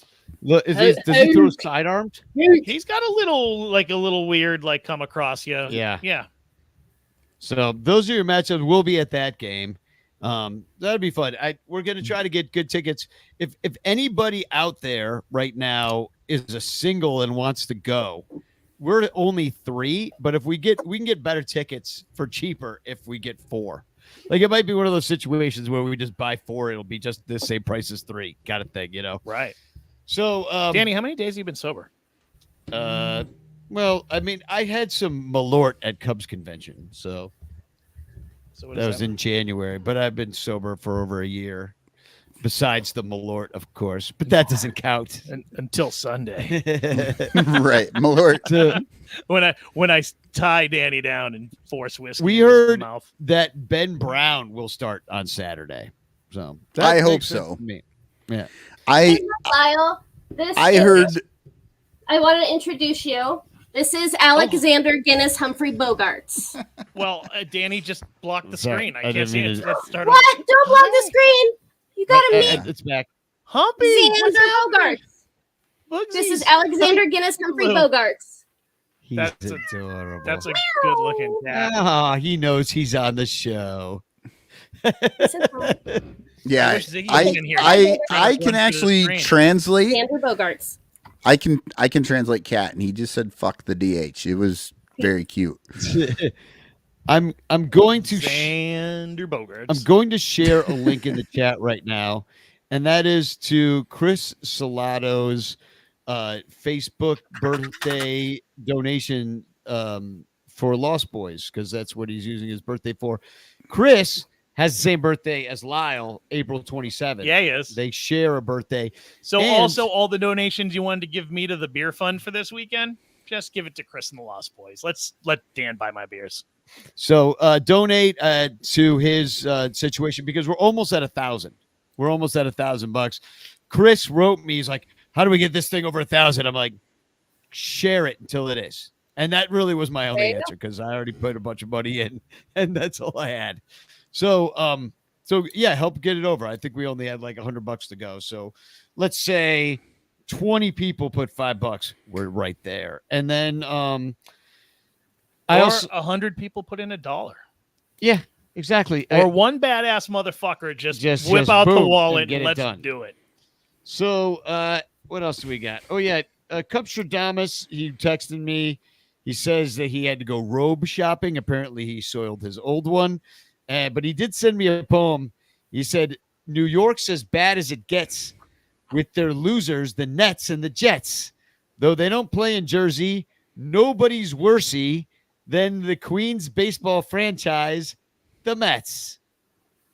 Did he really say worsey? Worsey. He's getting worsey at writing poetry. Are we going to see him Sunday? Is he meeting us at the game? Yeah, he's supposed to God, meet you us. better That's hope our not. third. That's our He third. smells so bad. Yeah. Maybe we should get a But fourth we'll seat. be in New York City, so it'll just smell normal. Normal. Because that place is a goddamn toilet. You know why? Because Yankee Stadium's there. That dump. It's true. And then we also have Ranter Fest coming May 31st to June 2nd. We have a lot of fun. So just check out all the schedule at sunranto.com/ranterfest. Get your tickets because people are already buying tickets and RSVPing. I can only fit 100 people total back there. And once it's sold out, there's nothing I can If do you about guys sell out, I'll jump on a plane, put on my Budweiser Bikini. America bikini. I'll be there. it. America. Fuck So, yeah. and then- Yeah. Yeah. I mean, Danny, how about changing the date to the 23rd? Well, because it's too late. I know. Isn't that when they're doing Ryan Sandberg Day and putting the statue up? Well, the reason we're doing it this day is because it's a Saturday night game, and Billy DeVore, our Reds Yes. dude, is coming and doing comedy. So and the flight was really cheap for Allison to come from all the way from Seattle. That's pretty. Yeah. That's a good flight. So I also want to mention Nana at Trapdoor Theater. It's playing. If you want to get away from baseball for a night and see a show at Trapdoor Theater, come on down at 1655 Cortland in the fine city of Chicago and see Nana Thursday through Fridays, Saturdays. I wrote all the music. My wife directed the play. And then I do have we have a bunch of stuff to get through actually. You did the Cubsler, but you know what I'm going to do first because I'm using the same app. I'm giving away the Patreon prize of the month. This is for the Ron Santo map, Matt Kammerer map. This is for an In the Clutch t-shirt. Hey, Matt Kammerer, how you doing, buddy? I'm going to be, by the way, writing an email to the In the Clutch people. All the past winners, I believe. David Elliott's one of them. We've got a couple of winners, and we're going to pick up another one right now. This is the Patreon prize of the month. Thank you to anybody that supports us on Patreon, patreon.com/sunranto. If you want to get into it next look, month, I won. We're spinning it. Round and round she goes. Where she stops, only the wheel of names knows. And the winner is Joseph Dykehouse. I don't think I've met Joseph. Congratulations, Joseph. And is that your real name? And if it is, congratulations. Congrats. Wait, That's what quite do you think Joseph Dykehouse bought? Oh, or was that? I thought that was the Amazon. Patreon. No, that's it. No, That was the Patreon yeah, one. Patreon. Okay. Yeah. I was gonna say, I was like, I'm really interested in his purchase.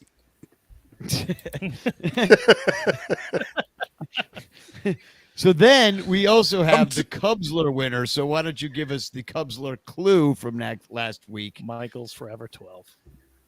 Do you have the Cubsler? Okay, yeah, I've got it.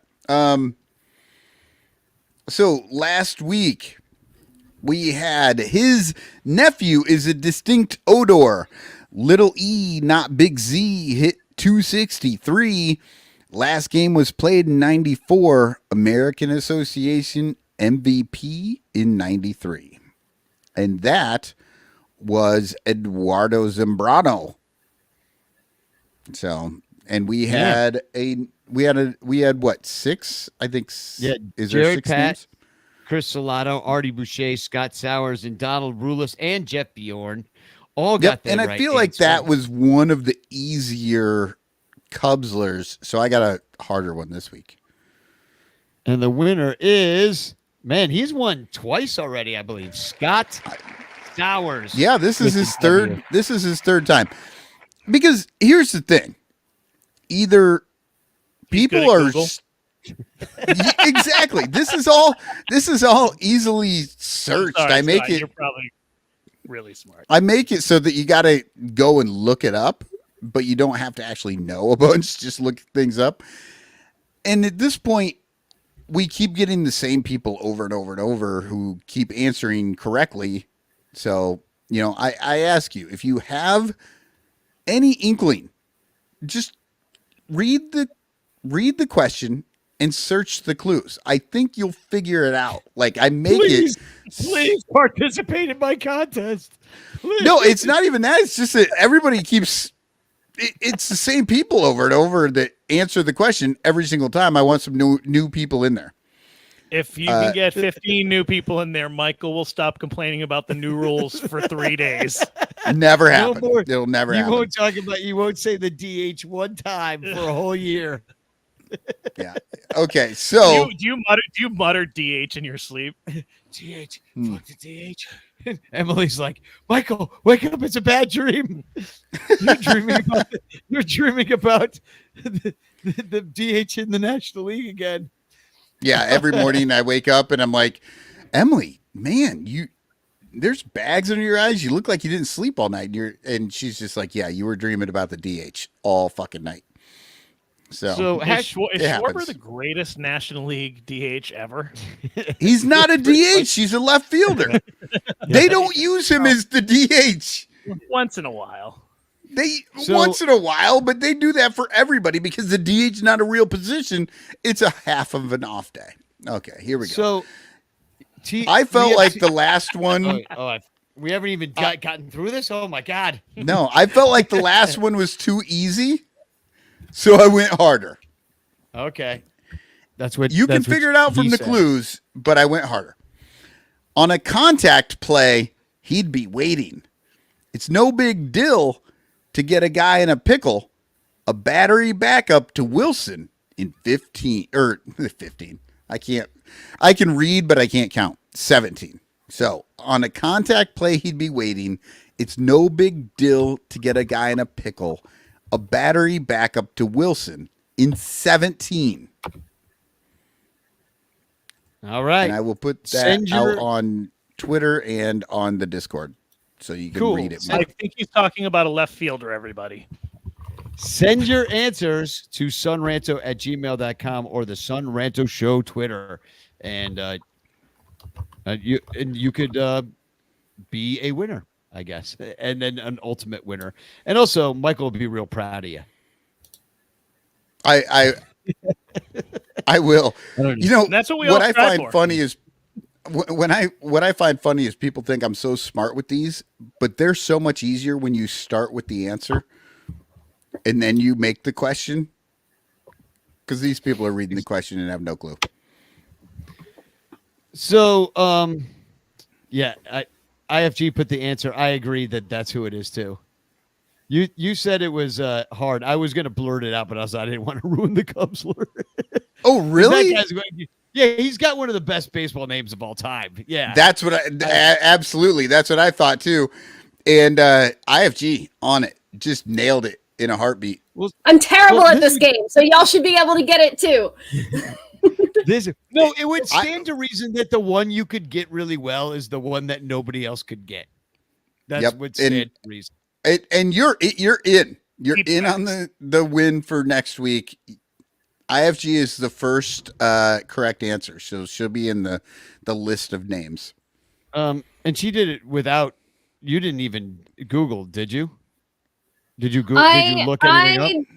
I double checked, but I had the answer before I looked.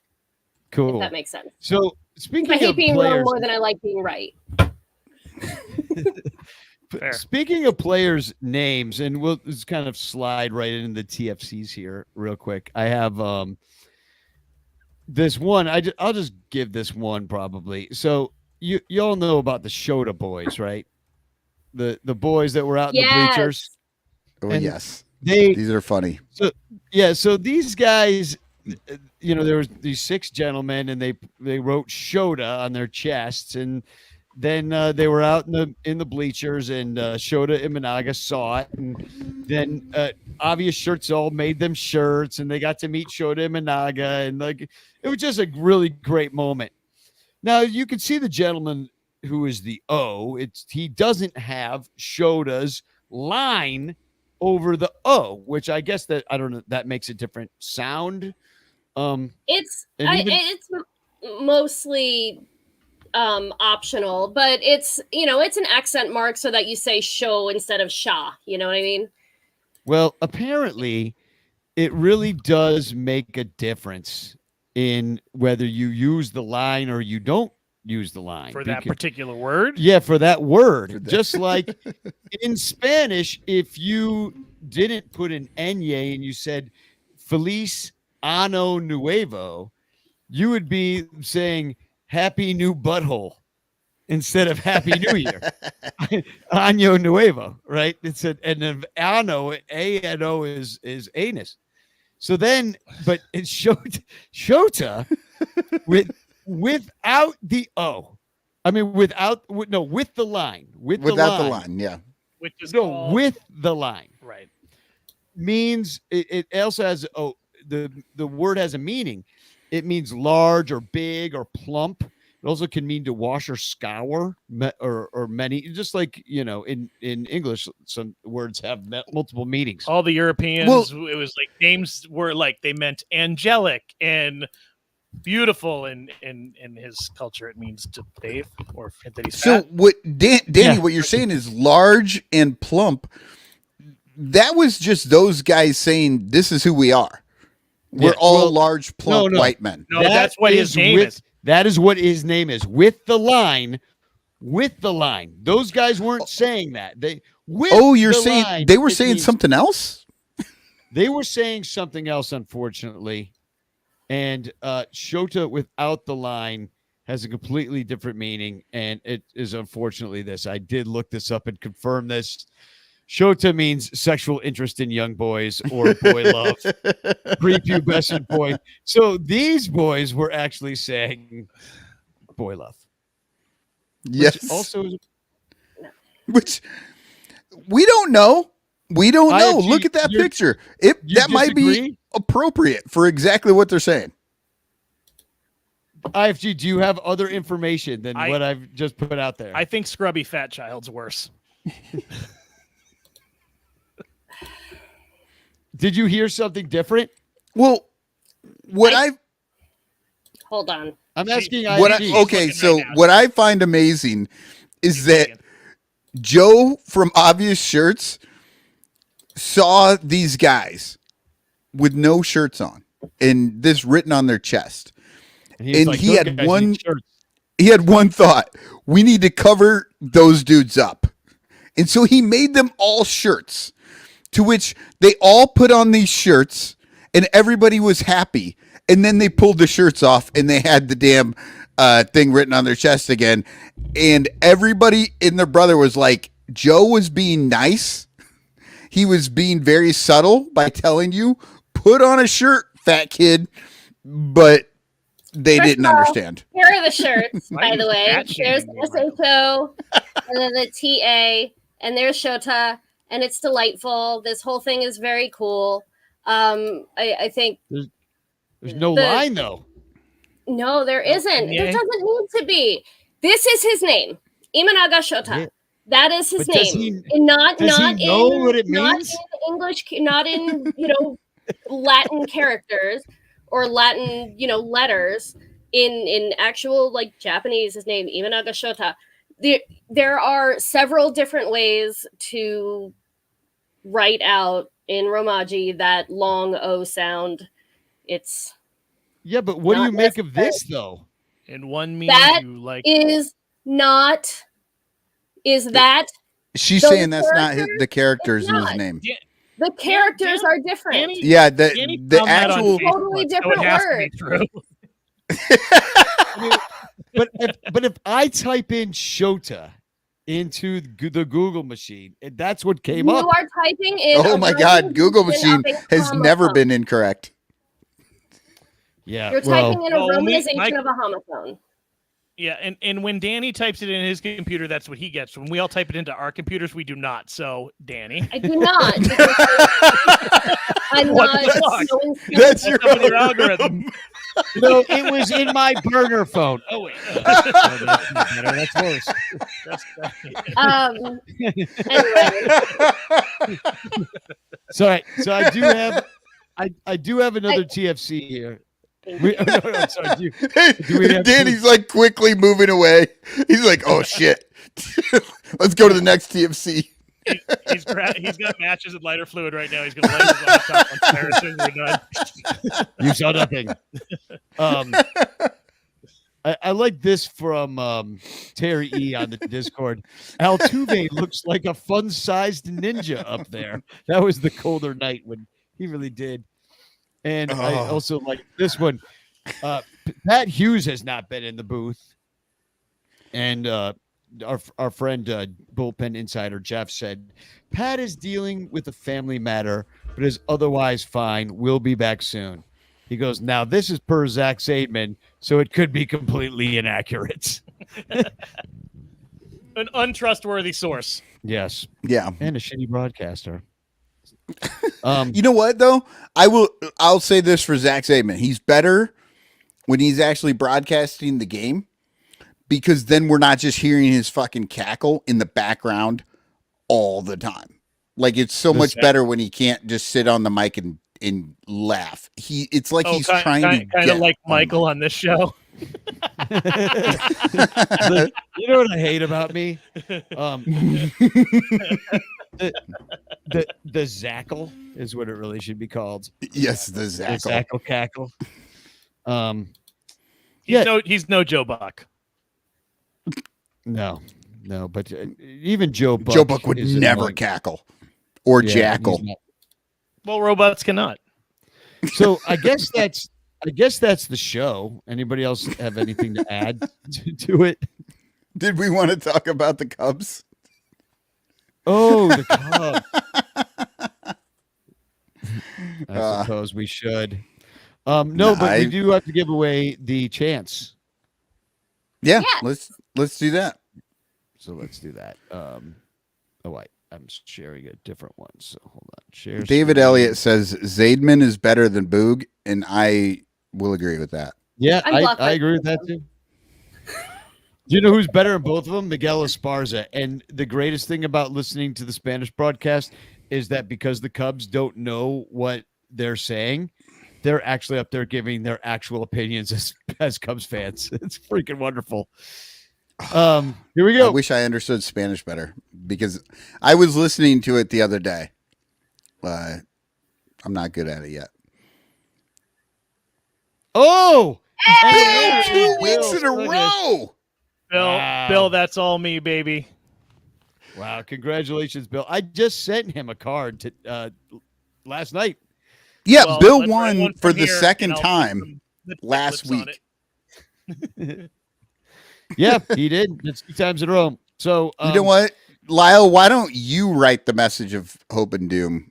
Well, I don't have the cards with me. I don't travel those with Well, me. you know what? everywhere I go. He just got one last week, so Bill's going to get a special one from Maine. How about that? Yeah, we'll get a There you main go. card. Or a Red Sox one. Oh yeah, there you go. Oh God. I'm sure. All right, well that is the show then. Thanks for tuning in. Tell your friends about it. Hey guys, thanks for having me, and Sky- congratulations, Chicago, on your first round pick in the NFL draft. I hope that works out for you. We all know What? it won't. Mike, So- you I'm- guys have ruined every quarterback that's ever walked through the franchise's doors. So I'm sorry. It's going to be a disaster. So You know what? I can only deal with one failed franchise. Well, that's Here, all we just had. 'cause I happen to come across it. Here's a gift to y'all from me, and you can feel free to pull it out anytime you'd like. This is an old screenshot from a Chimichi Dragons game. That guy is holding a sign that says effectively, "Get to work, you shitty batting lineup." Ooh, I like this. Let's do that. Get to work, you shitty batting lineup. That's really great. That just rolls right off the tongue too. It's a real catchy. It might though. It might though. I mean, we could make our own. That's a complicated shirt. Yes, it's a complicated shirt. Get to work, you shitty batting lineup. Well, because Rob Manfred hates American flags and and with his terrible flag glove rules, he's so woke. Yeah, freaking old woke Manfred, shutting down Ye old woke Manfred, giving everybody trophies, letting all the kids play, putting them out on second base even if they're not good. Oh, you struck out last inning? What if you just start on second base? Runners don't miss the bases. What if they can't see as well as everyone else? All right. Well, singing the wrong anthem. Say goodnight, Danny. Spagog. Spagog. Spagog. Spagog.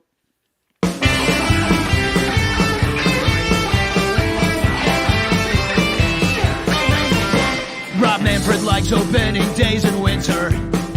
Likes baseball games that don't go on too long. Rob Manfred likes more offense from the hitter. Likes juicing up the ball and hitting dogs. Intentional walks with just a finger. And old umpires who are always blowing calls. Likes the National League DH, but one thing Manfred hates. Rob Manfred hates baseball. Rob Manfred likes a pitch clock for the pitches. And batters who stay inside the box. Likes lessening the ball drag with lower stitches. And half the teams making the playoffs. Rob Manfred likes pitchers who face three batters. And not paying minor leaguers at all. Like the catchers don't block the plate. But one thing Manfred hates. Rob Manfred hates baseball.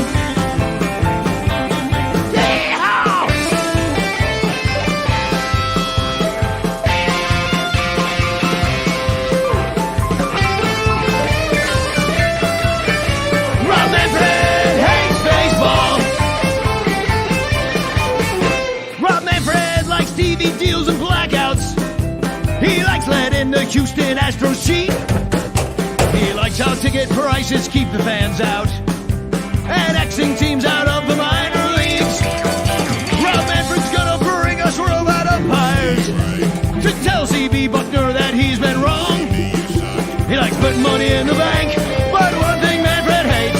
Rob Manfred hates baseball. Let's punch it in the face. Rob Manfred hates baseball. He's the one you gotta thank. Rob Manfred hates baseball.